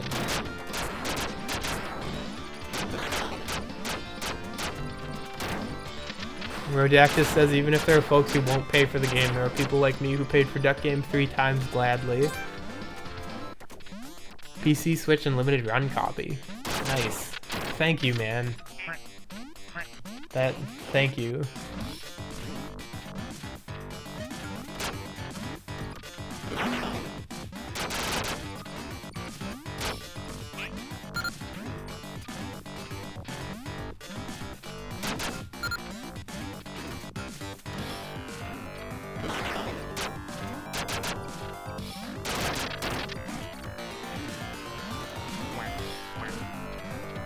Frog says it appears in his Steam purchases like 14 times. Oh. You don't have to buy the game that many times. If you ever need another key, get in touch with me. DM me on Twitter or something.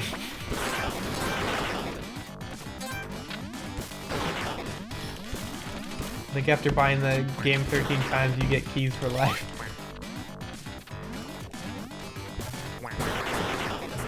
Perfect.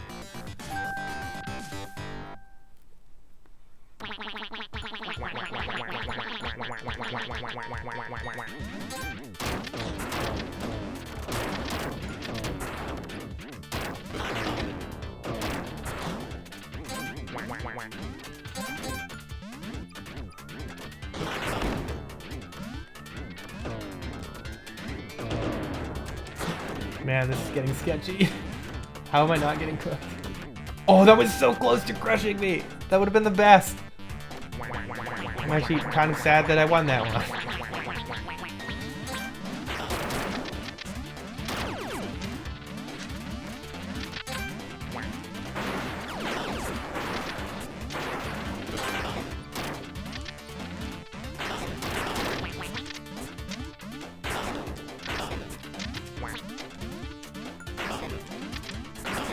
Oh, racking up those angle shots. Oh. Man, I was really proud of that. That's a lot of luck there, I think.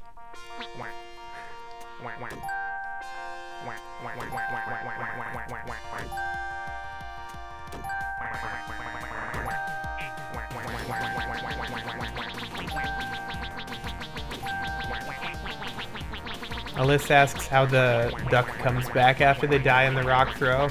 Since in lore, if you die in the rock throw, your duck really dies. I would say that it's just like another same colored duck. It's not the same one. If you keep playing after you get crushed in the rock throw.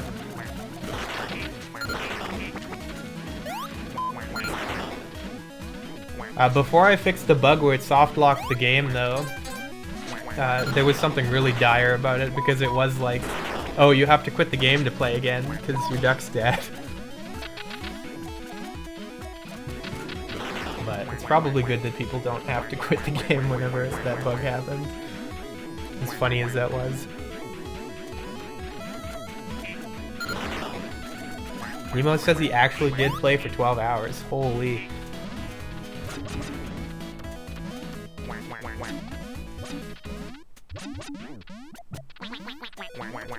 Oh, he's reproduced the crash 2 or 3 times too. Those are long sessions. I guess that's got to be like playing to 100 matches a few times, eh?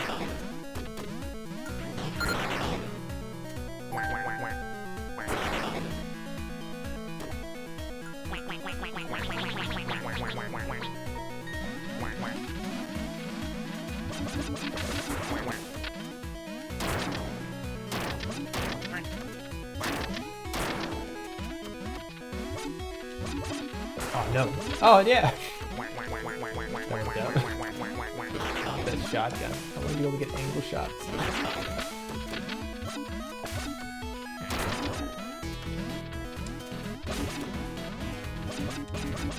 Oh no. I wonder if that counts as an angle shot.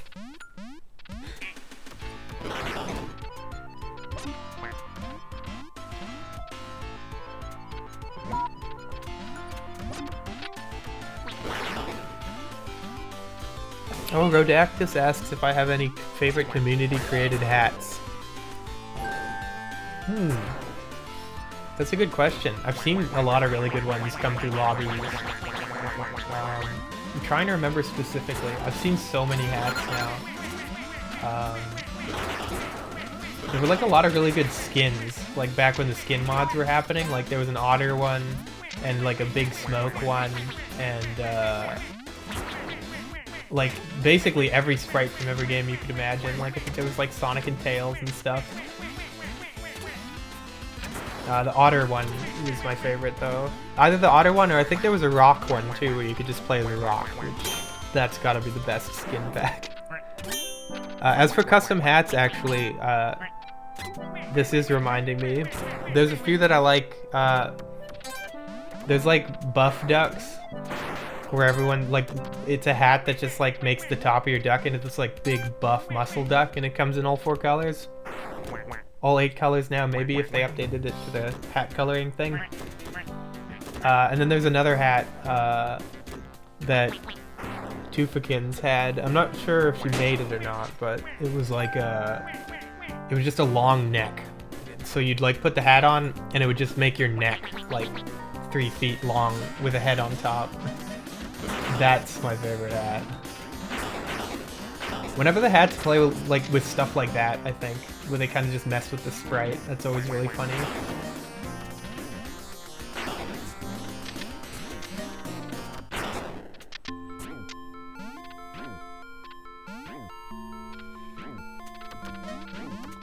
Oh yeah, with the skins, Dort also had like a Duck Girls skin pack where he had like personas and stats made for all of them, which was amazing.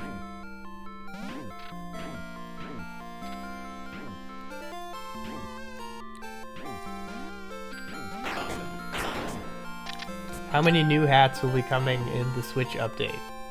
Oh, that's a good question.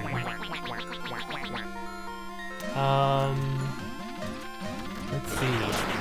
Like half a dozen, at least, I think. Because there's like a cinder block hat that you unlock now by crushing people with heavy objects. And the cinder block hat just makes you like heavy and move slow, so it makes the game harder. There's also Johnny Gray, who's like a cool alien guy. Who's inspired by the Eiffel 65 song, Johnny Gray.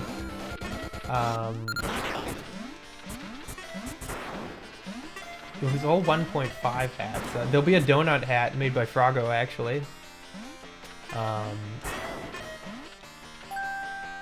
What else was new in 1.5? What's at least 3?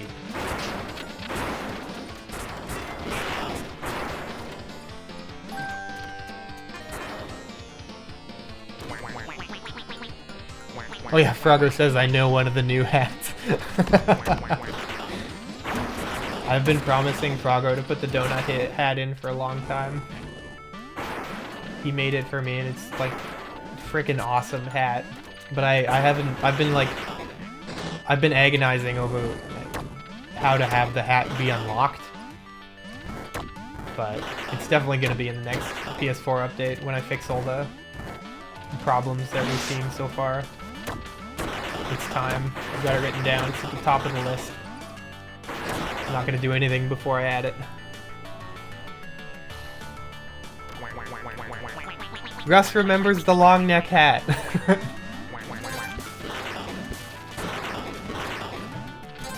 Long neck hat is so good. Just like, especially you get to the rock throw at the end of the match and like everybody in the stands just has these insane long necks. It's this like big field of reeds.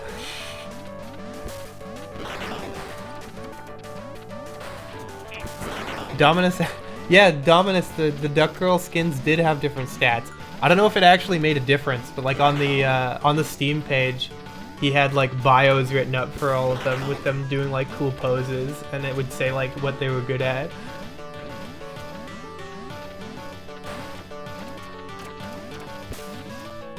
Oh yeah, I told Colin about the cinder block hat back when I was adding it. Yeah, it's in now, I'm pretty sure. Or you know what? It might actually only be in the PS4 version right now. I'm not sure if it's in the PC version yet. Nice, you got all the TVs going. Man, I love how fast you can go when you get them all. It is ridiculous. The code definitely had to be rewritten to allow them to stack like that. You can like triple jump too.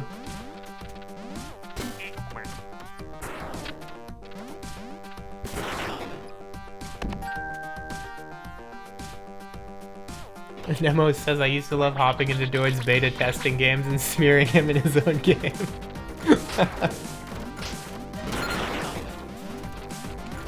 Playing with Dord was super fun. It was so awesome. Like during 1.5, we basically worked on our updates together. Like he was working on his big DWEP update at the same time. And so like there'd be a lot of stuff where I'd change something and be like, oh, you broke this.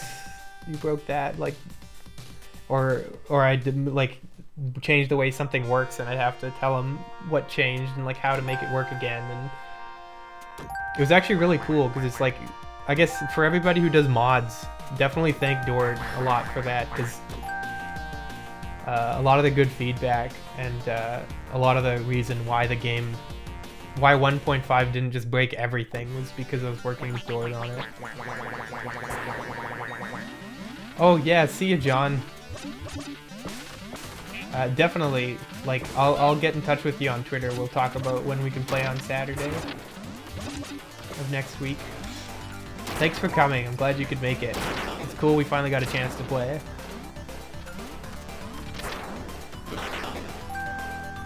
Oh, Frog asks how you unlock the Johnny Gray hat on consoles. So, on PC, you open the dev console, like with the tilde button, and then you type Johnny Gray, and it'll give you the hat. Since you can't do that on PS4 or on Switch, the game right now, honestly, it just gives it to you. You just get it. It's one of the default hats on console.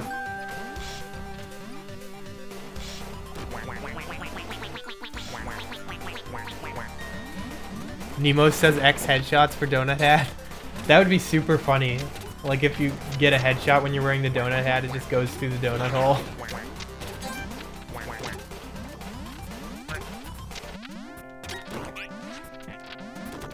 That actually reminds me, like with all the new hat customization stuff, it would have been really cool to have an option to make your head disappear.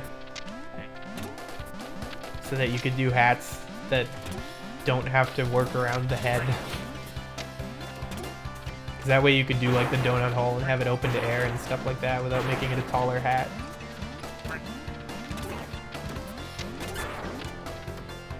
I wonder if that counts as an angle shot, actually.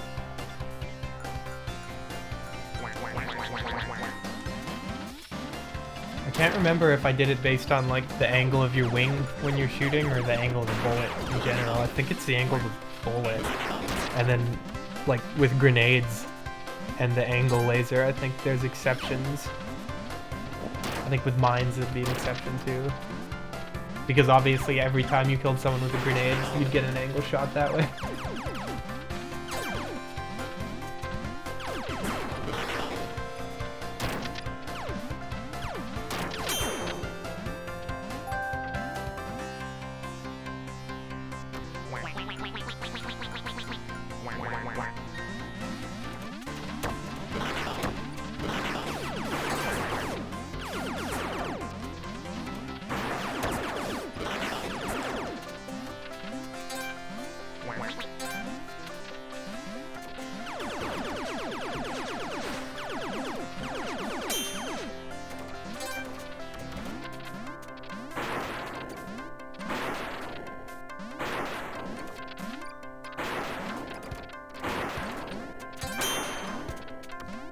Yeah, making tall hats is really fun.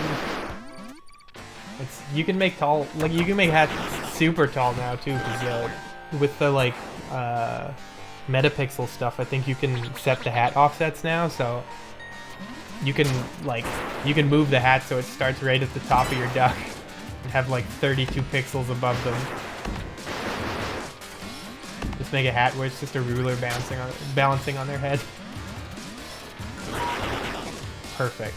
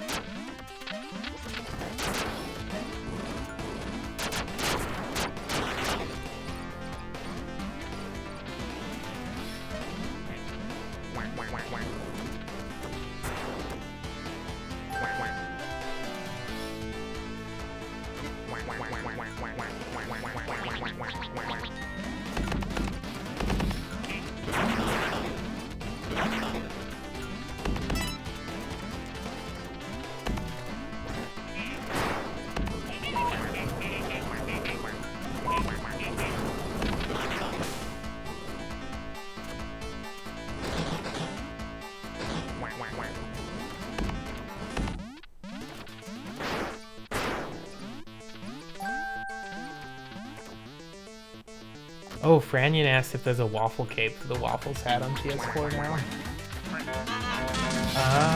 That's a good question. See, that's a weird one because I remember fixing that a few times. And I also remember fixing it and having people be like, you need to add the cape to the Waffles hat. And me being like, oh, I didn't do that yet? I'm gonna write it down and make sure that it happens. But I think it works now. It probably won't work on Switch. Oh, you know, actually, yeah, because the Waffles hat wouldn't have been on the original PS4 version. So if I did fix it, then the Waffle hat should have a cape. You get it by playing it like. No, you get the. Oh yeah, no, you get it by playing at 9 AM in the morning, and then yeah, the cape's a waffle, and then like the hat's like bacon and eggs. Yeah, that hat, and then the like clam hat, and then there's like a high five hat. Those were all made by a fan of the game, Lindsay King. She does like art for the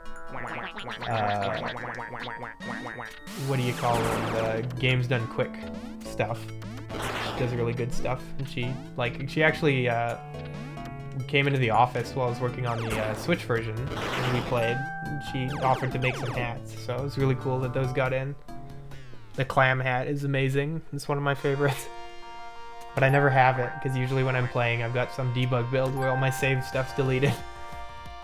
Really need to add just some kind of like button input thing to unlock all the hats.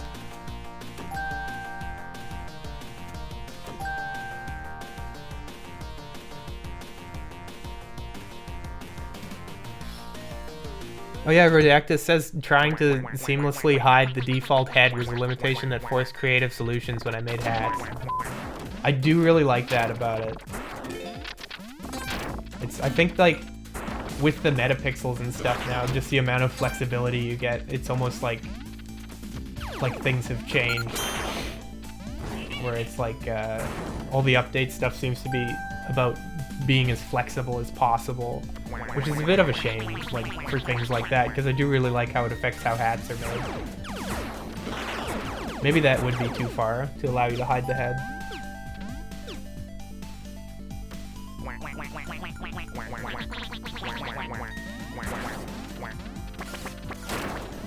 Firebreak made a hat that made your beak 32 pixels.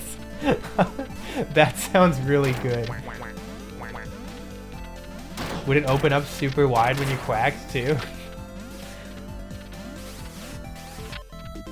Oh.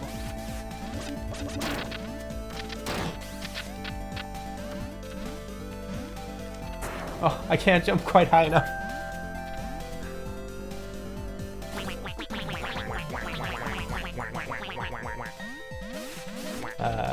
Alyssa says, I don't think the donut hat sprite is actually in the PC version. No, it's not yet.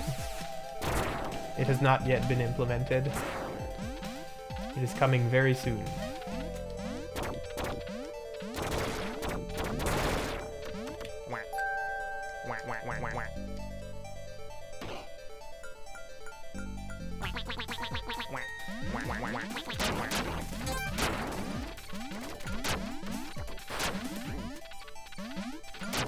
Regal Dreamer says just popped in to say Duck Game's an absolute blast. Thank you. And thanks for coming.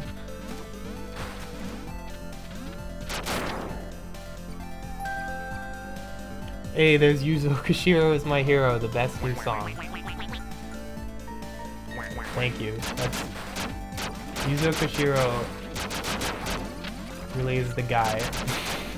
This song is definitely named that because it's like gotta be heavily inspired by him.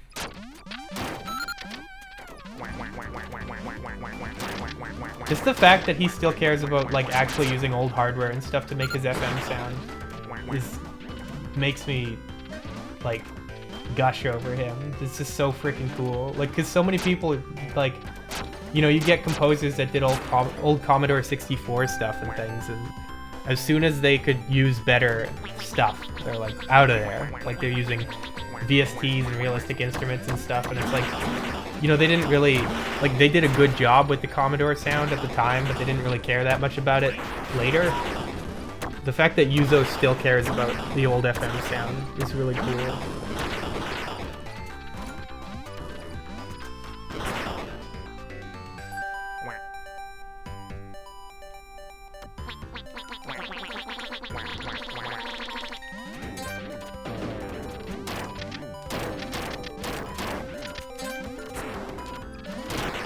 That's like, was actually really sad because, like, I know that Michael Jackson made a few of the songs in Sonic 3, and I thought, oh, that's so cool, like, that's crazy. And but then I was reading in an interview where they said, someone said that that he was actually really disappointed with the way the Sega Genesis sound was, and like he didn't like how his music turned out after it went through the chip, and that made me sad because it's like I had this idea in my head that Michael Jackson was like just jamming out on the YM2612 and being like, oh dope, chiptunes are awesome. That's not how it went.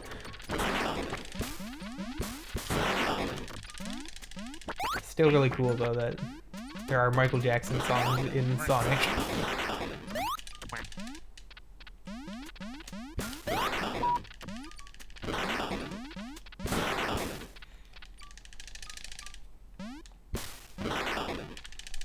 Uh-oh. Oh. I don't want to win that way.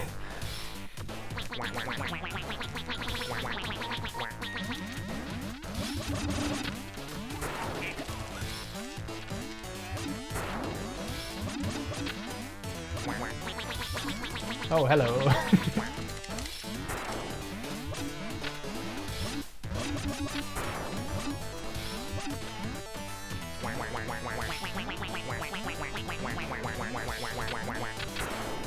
Oh, hey, Andy.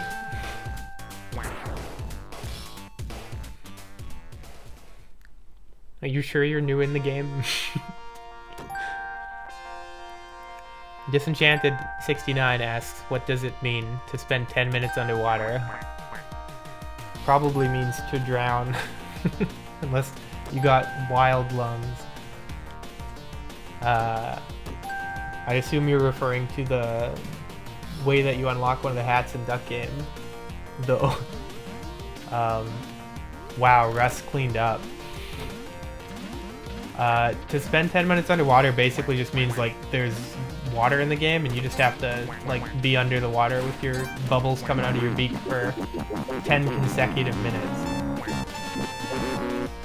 Which is a long time. I'm surprised that it's just, I set it to that long. Okay, let's go back to the lobby and see if we can get some replacement people in here. Hey, Mini Vinny. He's helping you sell toys. That's cool. His mom rather he didn't. Ooh. I want this A, but it's expensive.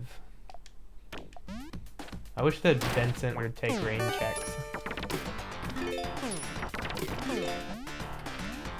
Okay. I'm going to open these slots, and I'm gonna go to the bathroom real quick. So I will be right back.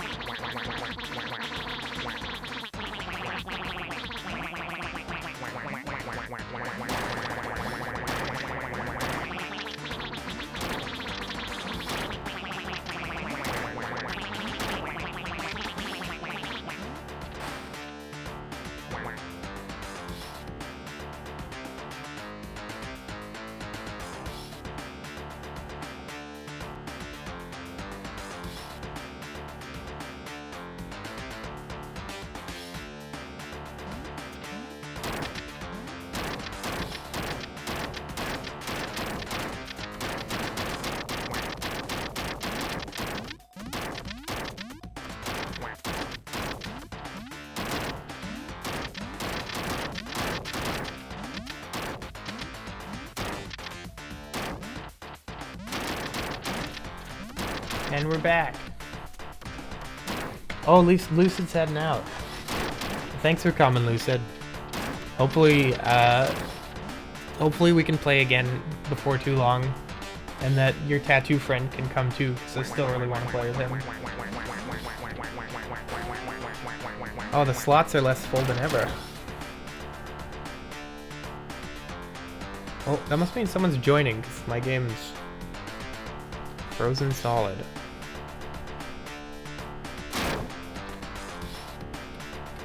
I don't know what that's about.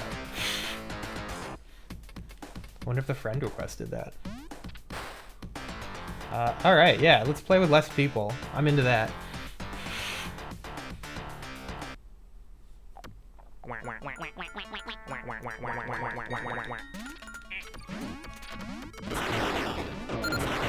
Oops.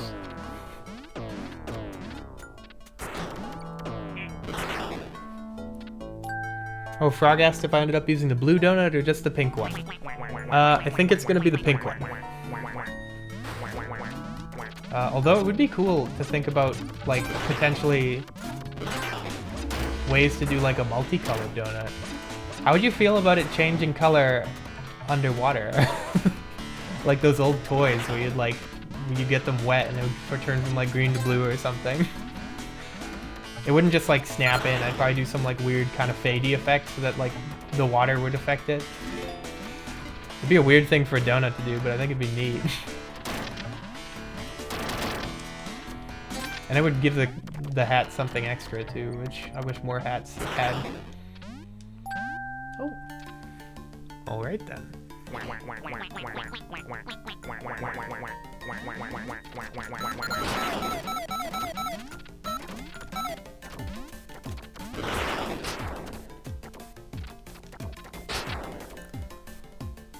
Frog, you bought the game 14 times. You checked that. Wow, that's like... That wasn't an exaggeration then. Seriously, if you ever need a key again, let me know. I really appreciate that. That's like... That's a lot to spend on Duck Game. I could have had other games too. Instead of 14 Duck Games.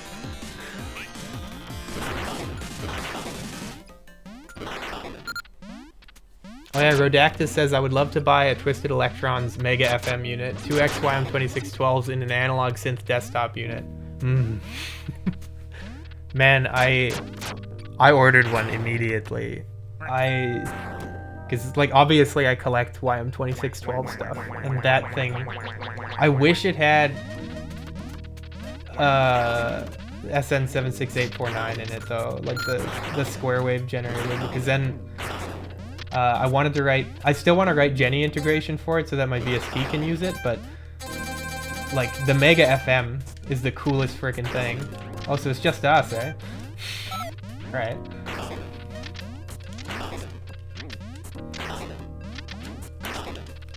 Yeah, the Mega FM's the coolest because it's got the square wave generator. Damn. Love that. Yeah, so like Jenny can use it as like a full Genesis solution, which is awesome. And unfortunately with the Mega FM, I would only be using one of the 2612s and there'd be no square wave support, but it's still such a nice synth. Oh my god, it's so pretty. I've been playing around with electronics lately, and I really want to come up with a cheap solution for people who want to use actual hardware to work with Jenny. For anybody who doesn't know, Jenny's the VST I made that emulates Sega Genesis. It's used for like the Duck Game soundtrack stuff. But I think it'd be really cool because like if you could just make a really cheap implementation with like an actual 2612 and an actual square wave generator on it, where you just plug it in with USB and it's got like a headphone jack on it. Because I think that the cheapest hardware Sega Genesis player that you can get is like hundreds of dollars. And I think if you made it without any of the fancy stuff, you could probably get that cost down to like $100.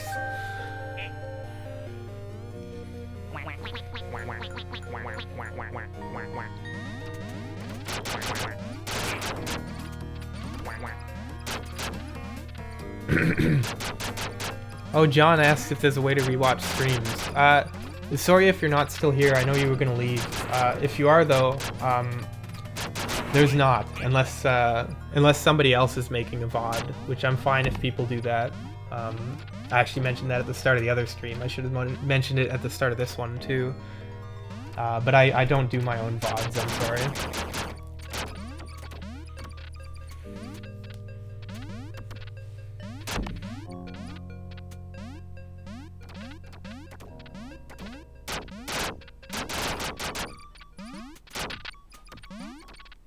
Oh, Franyan asks when the Switch update will come out. Which month?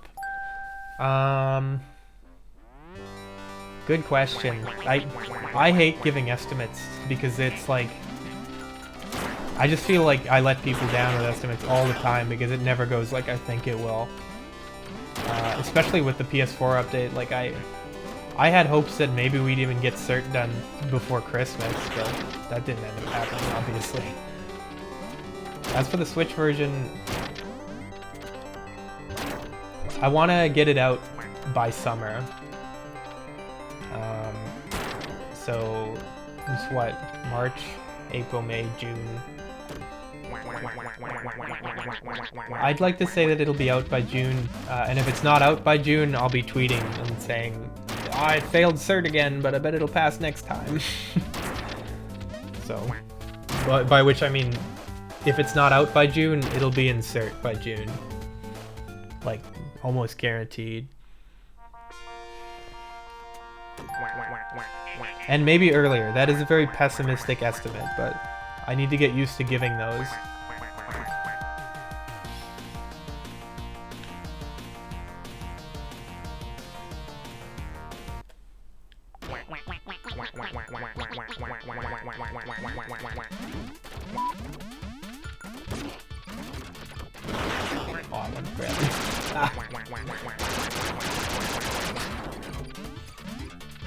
Yo man, meager portions here. Just wanted to let you know me and my friends have been playing this game since it launched and I love it. Such a fun game to mic up and crush beers together on. I just want you to know that I love the new update and that you made this game. The only game with a designated quack button. It was an honor jumping on with you. Thanks, man. It was an honor having you here. Thank you for playing. And that's really good to hear that the game is able to mean that. It's like any excuse to get together with friends and crush beers, I think is a blessing. Or crush sodas, or crush whatever. Being with friends is awesome. Honestly, that's what I love about video games. It's just like the multiplayer aspect is such a big part of it, and like just being able to play with people in the same room, that's so uncommon now. Never happens anymore.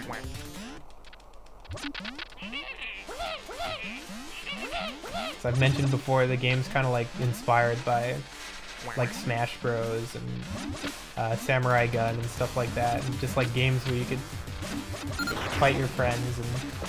And I wish that there was more of a cooperative element too. I wanted to have a bit of that, but Duck Game's definitely a competitive game. In the like next game that I'm working on, I want there to be a lot more cooperation, because that like games like Toe Jam and Earl were the best. Sorry, Russ. I dropped you off there. Yeah, it's because Toe Jam and Earl's amazing. It's like a cooperative, super cooperative game for its time.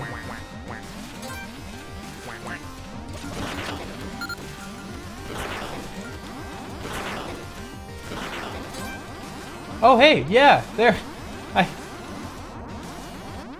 Yeah, sorry, my brain is very thick sometimes, like in terms of what gets through the ball that is my attention span. Because I didn't even notice that the Waffles hat was here, and it has the cape.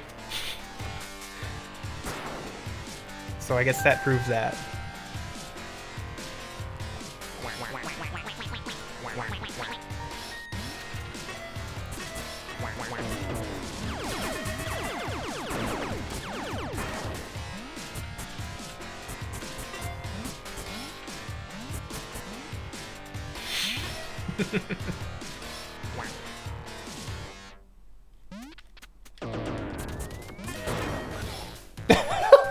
You jerk! Why? I've definitely done that.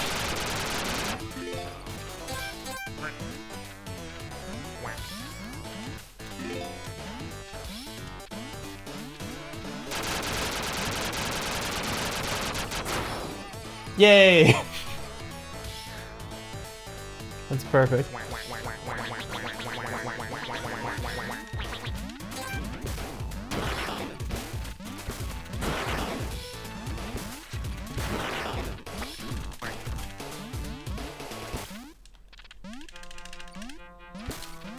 Oh boy.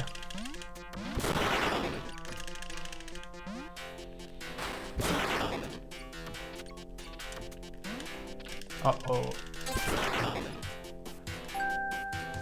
Okay.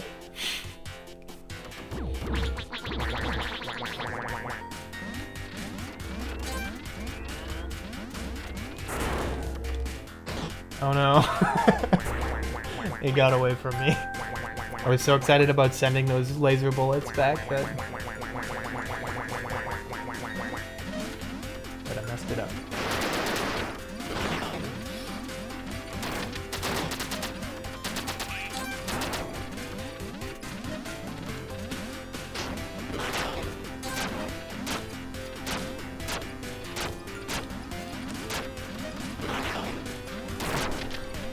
I gotta be getting closer to that angle shot thing now.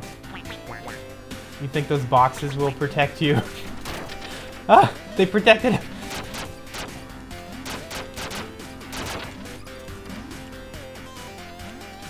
What's going on down here?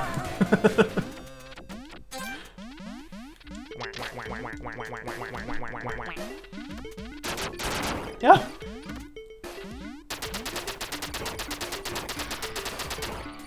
Oh good, John, you were still here when I said that. Thanks again for coming, man.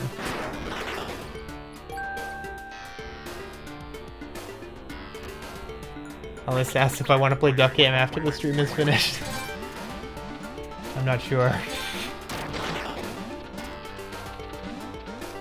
So I'll probably get back to working on Duck Game when this is done.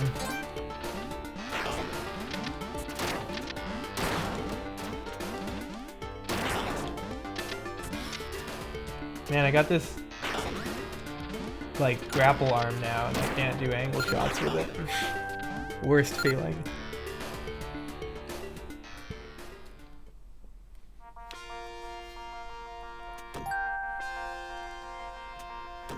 Russ says co-op confirmed for Duck Game 2. If it happens, definitely. Because, well, I guess, yeah, Duck Game was supposed to have cooperative mode. Because there was like a lot of people have found the like robot assets. Because there was like one of the old Office levels was going to be like a sort of a horde mode style thing where robots would come and you'd like fight them together. But I never ended up getting it working in a way that I liked in the time that I had. The game was coming closer to the end of release, and there was some stuff that had to get cut, and it never got done. And unfortunately now it probably won't ever get done.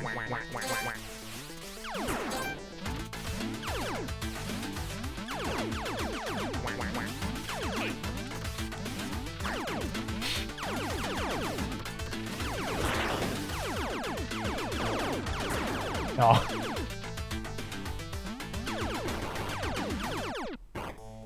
Nemo says he loved the original ToeJam and Earl, but wasn't a huge fan of the recent remake. I hope they fixed it over time. I hope so too. That it was like really a mess when it came out, and you know, development can be tricky. Sometimes it doesn't work out the way that you think it will. Like stuff just doesn't go right. And I know stuff wasn't going right on the team there. Like I think they had some issues with online and just like with the tech and stuff. I think it's a lot better than it was, but it is kind of like, yeah, it's a bit of a shame. I'll always love the original ToeJam and Earl though, and I think it's cool that they did something so different for ToeJam and Earl 2, even if it's not what I want ToeJam and Earl to be.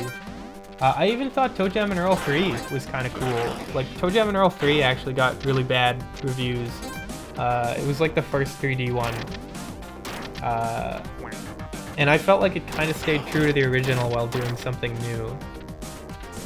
And that I guess any problems with it maybe just came down to not having enough time. But ToeJam and Earl 3 was a super interesting game.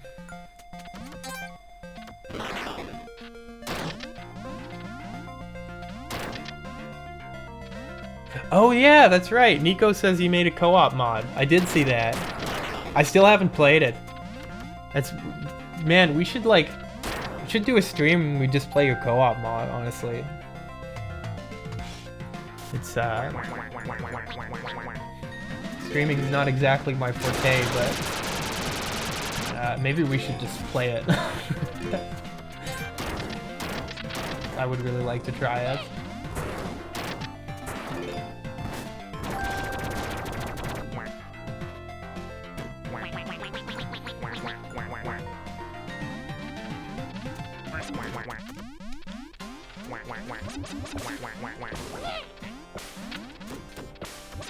Oh, Frog says it might be nice to make it a bit more obvious when a tiebreaker is happening because he often sees people go back to the lobby when the tiebreaker starts. That is such a good point. Yeah, like if you weren't paying attention, you could definitely just... I'm gonna write that down.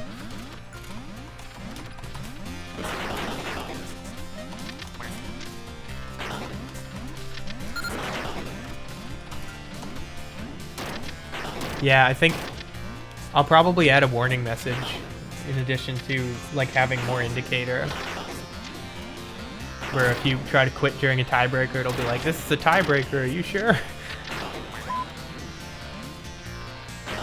Thank you for bringing that up. That is a good change.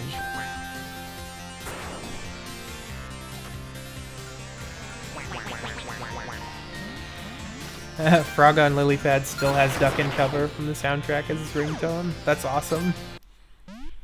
That Sega Genesis music makes good ringtones because it all screams. You can't miss it.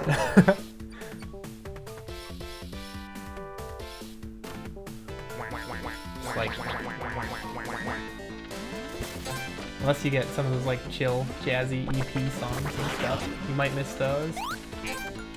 Just like chilling out to some jazz while your phone's ringing and be like, oh shit, I missed a call. Oh well.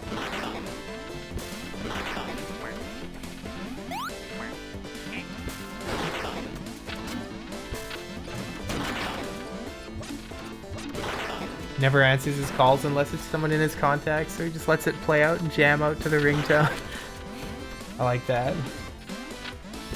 I've had my phone on vibrate for so long, I miss doing ringtones. I had Andrew WK songs as my ringtones for the longest time, like just out of high school. There's like a Aqua Teen Hunger Force episode where they got him to do like a song that's like super sweet party, party, party, party, who wants to party, I want to party, kind of thing. And I had that as my ringtone for like a year. It was the most stupid ringtone. I miss it.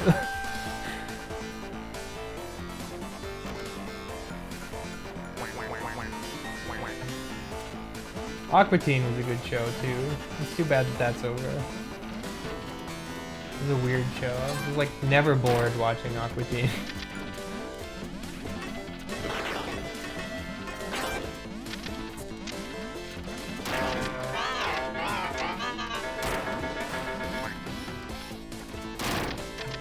Andrew WK is also an absolute saint.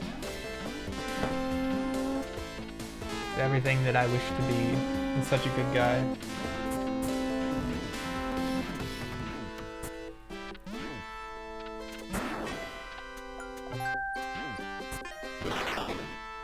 Frog says it'd be cool if there was duck AI that was actually artificial learning. Whew. That, I think Dan and Tater were playing around with stuff like that. I know they both wrote their own AIs.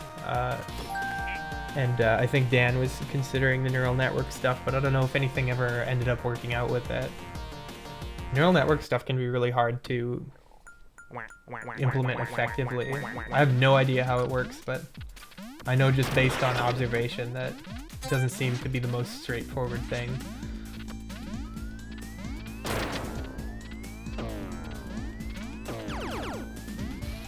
Which makes sense. It'd be tricky to like have a computer learn something and like just find a way to tell it, oh, that was good or that was bad, and to also have the computer have a way to interpret what part of it was good. That's where I think a lot of it comes down to like data set size. Where to do neural network, I think you just have to have a ridiculous amount of data, and you basically have to have like, you have to have someone sit down with the data and with the neural network and say, like, you'd have different moves that people were doing, or like for example, I think you could maybe train an AI to work on one level, and so you'd have it where the AI could kind of move around with like some basic AI implementation, and then you'd have a bunch of videos where somebody actually moves around with a real duck and they do all different kinds of stuff, and then you'd have like biases you'd set where you'd say like, these moves are good, these are bad, and then you do that like a million times, and then the computer can kind of like interpret from that. It sounds like it really is a lot of just like the magic of neural networks is the fact that all of that information is like written into the system somewhere or another. It's never actually the computer coming up with it.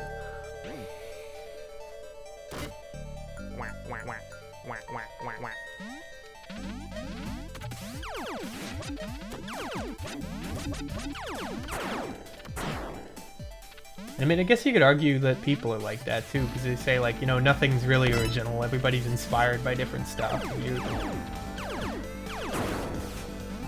And I think that's absolutely true. Everything feeds into everything.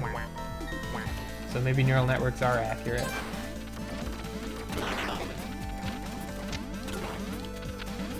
Uh-oh. I was hoping the pin didn't get pulled. I always have hopes that someone threw the grenade without pulling the pin. People are good at pulling the pins.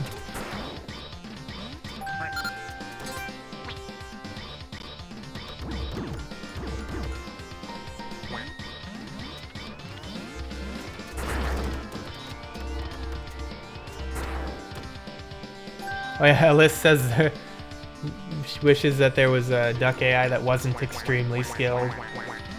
Yeah, I know the AIs that Tater and Dan were working on were very hard to fight.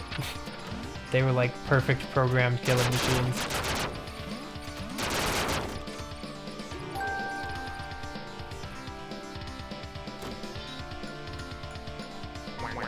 QC Scooter says maybe at the intermission make a text that says tiebreaker or something to deal with the tiebreaker problem. That is how it should be for sure. Like with some sound or like music that it plays.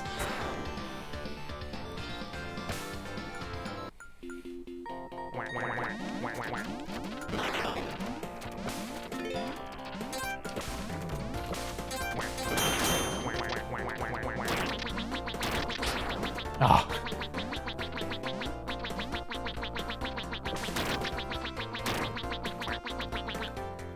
Rodactus asks if I've seen Smiling Friends yet. I don't think that I have. I'm not sure what that is.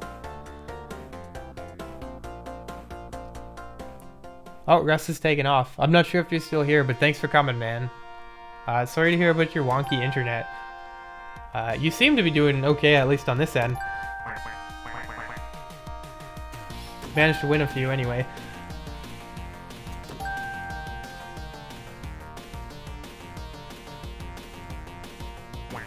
Yeah, I think this will probably be the last one for today.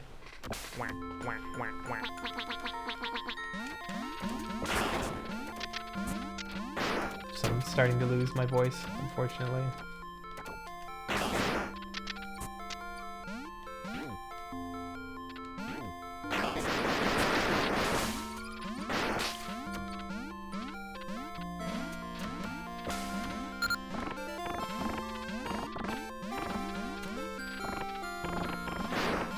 I do appreciate everyone coming to the stream, though. It is very surprising to me that people care to listen to me blabber on about stuff while we play Duck Game, but thank you.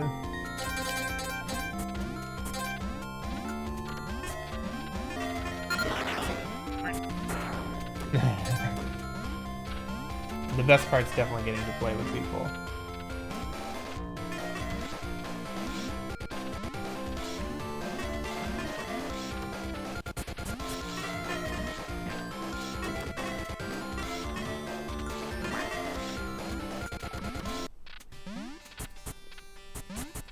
Frog says he loves the clipping kills sign on that one map.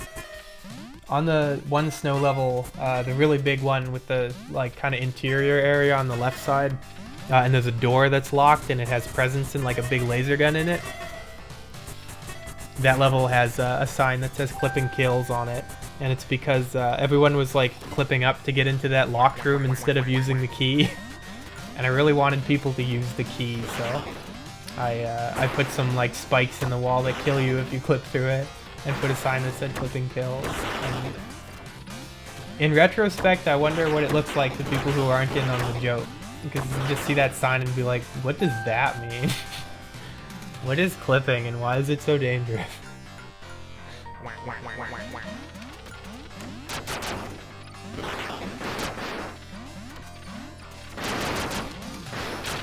Ah.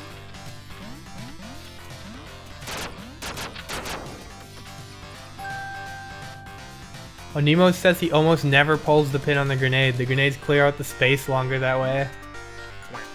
That's a really good strategy, actually. I've never thought of that. Like, you could... Yeah, because you could throw a grenade in, everybody get out, and then you could get in. But if you pull the pin, you don't want to get in.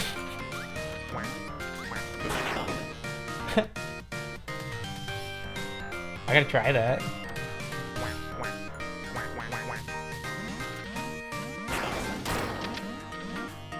Nemo says, lol, he disconnected ages ago. That must be about Russ, eh? Yeah, my brain is like so split between when I'm doing streaming and talking at the same time that I like miss so much shit.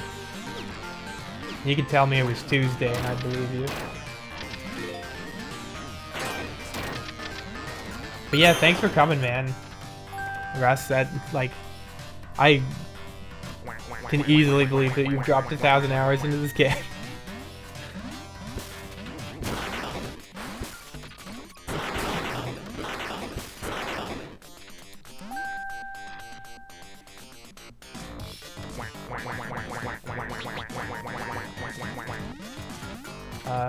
Elise asks if I can check Twitter DMs soon, possibly before the end of the stream. I can do that, I think.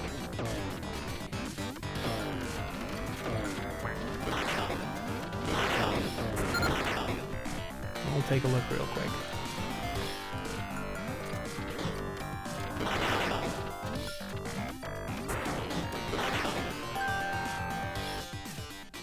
Oh.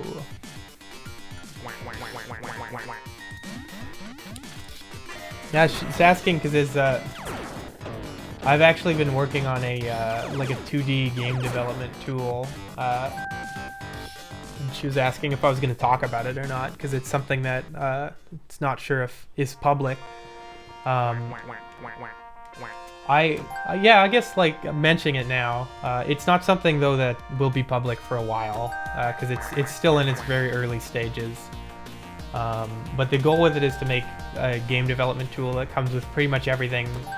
Works a lot like the Duck Game code for anybody who's modded in it. And has level editor and a bunch of like flexibility and stuff like that. Because I feel like there's not enough stuff to make games easily anymore. Like you can use Unity, but Unity has like way too much stuff going on. I think for like it to be a simple thing. Oh, that'll work. And you could use Game Maker, but over time Game Maker's kind of become something that's for professionals to use more. Like it's less and less easy for beginners to use. So I wanted to make something that's super easy for beginners, but like lets you dig down and do whatever you want still.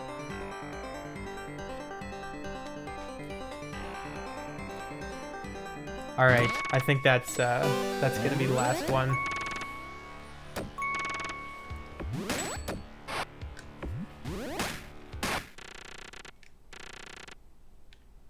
Is it gonna be angle shots, Vincent? Oh no, giant laser shots. Okay. Does sound like a real fan. Did I get the angle hat now? I tried super hard. No, I didn't get it. I think angle shots are shown in the stats. Let's see. Trick shot kills 19. 6 more.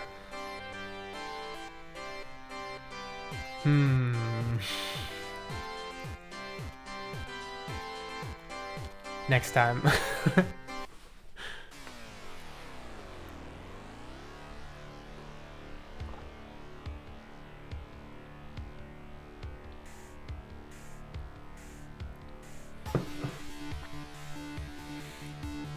Well, that was a lot of fun.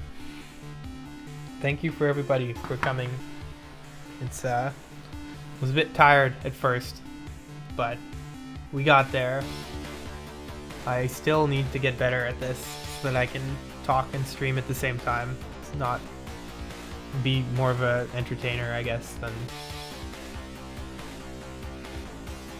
But we'll get there. I'm not sure how much streaming I will do in the future, but I'll definitely do more Duck Game streams. I'll try to do another one when the PS4 version is updated to fix the bugs that are in it right now. And then potentially some more streams when the Switch version comes out.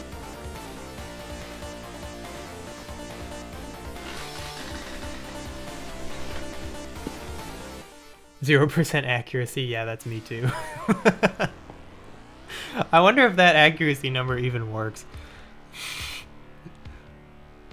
Must be very hard to have more than 0.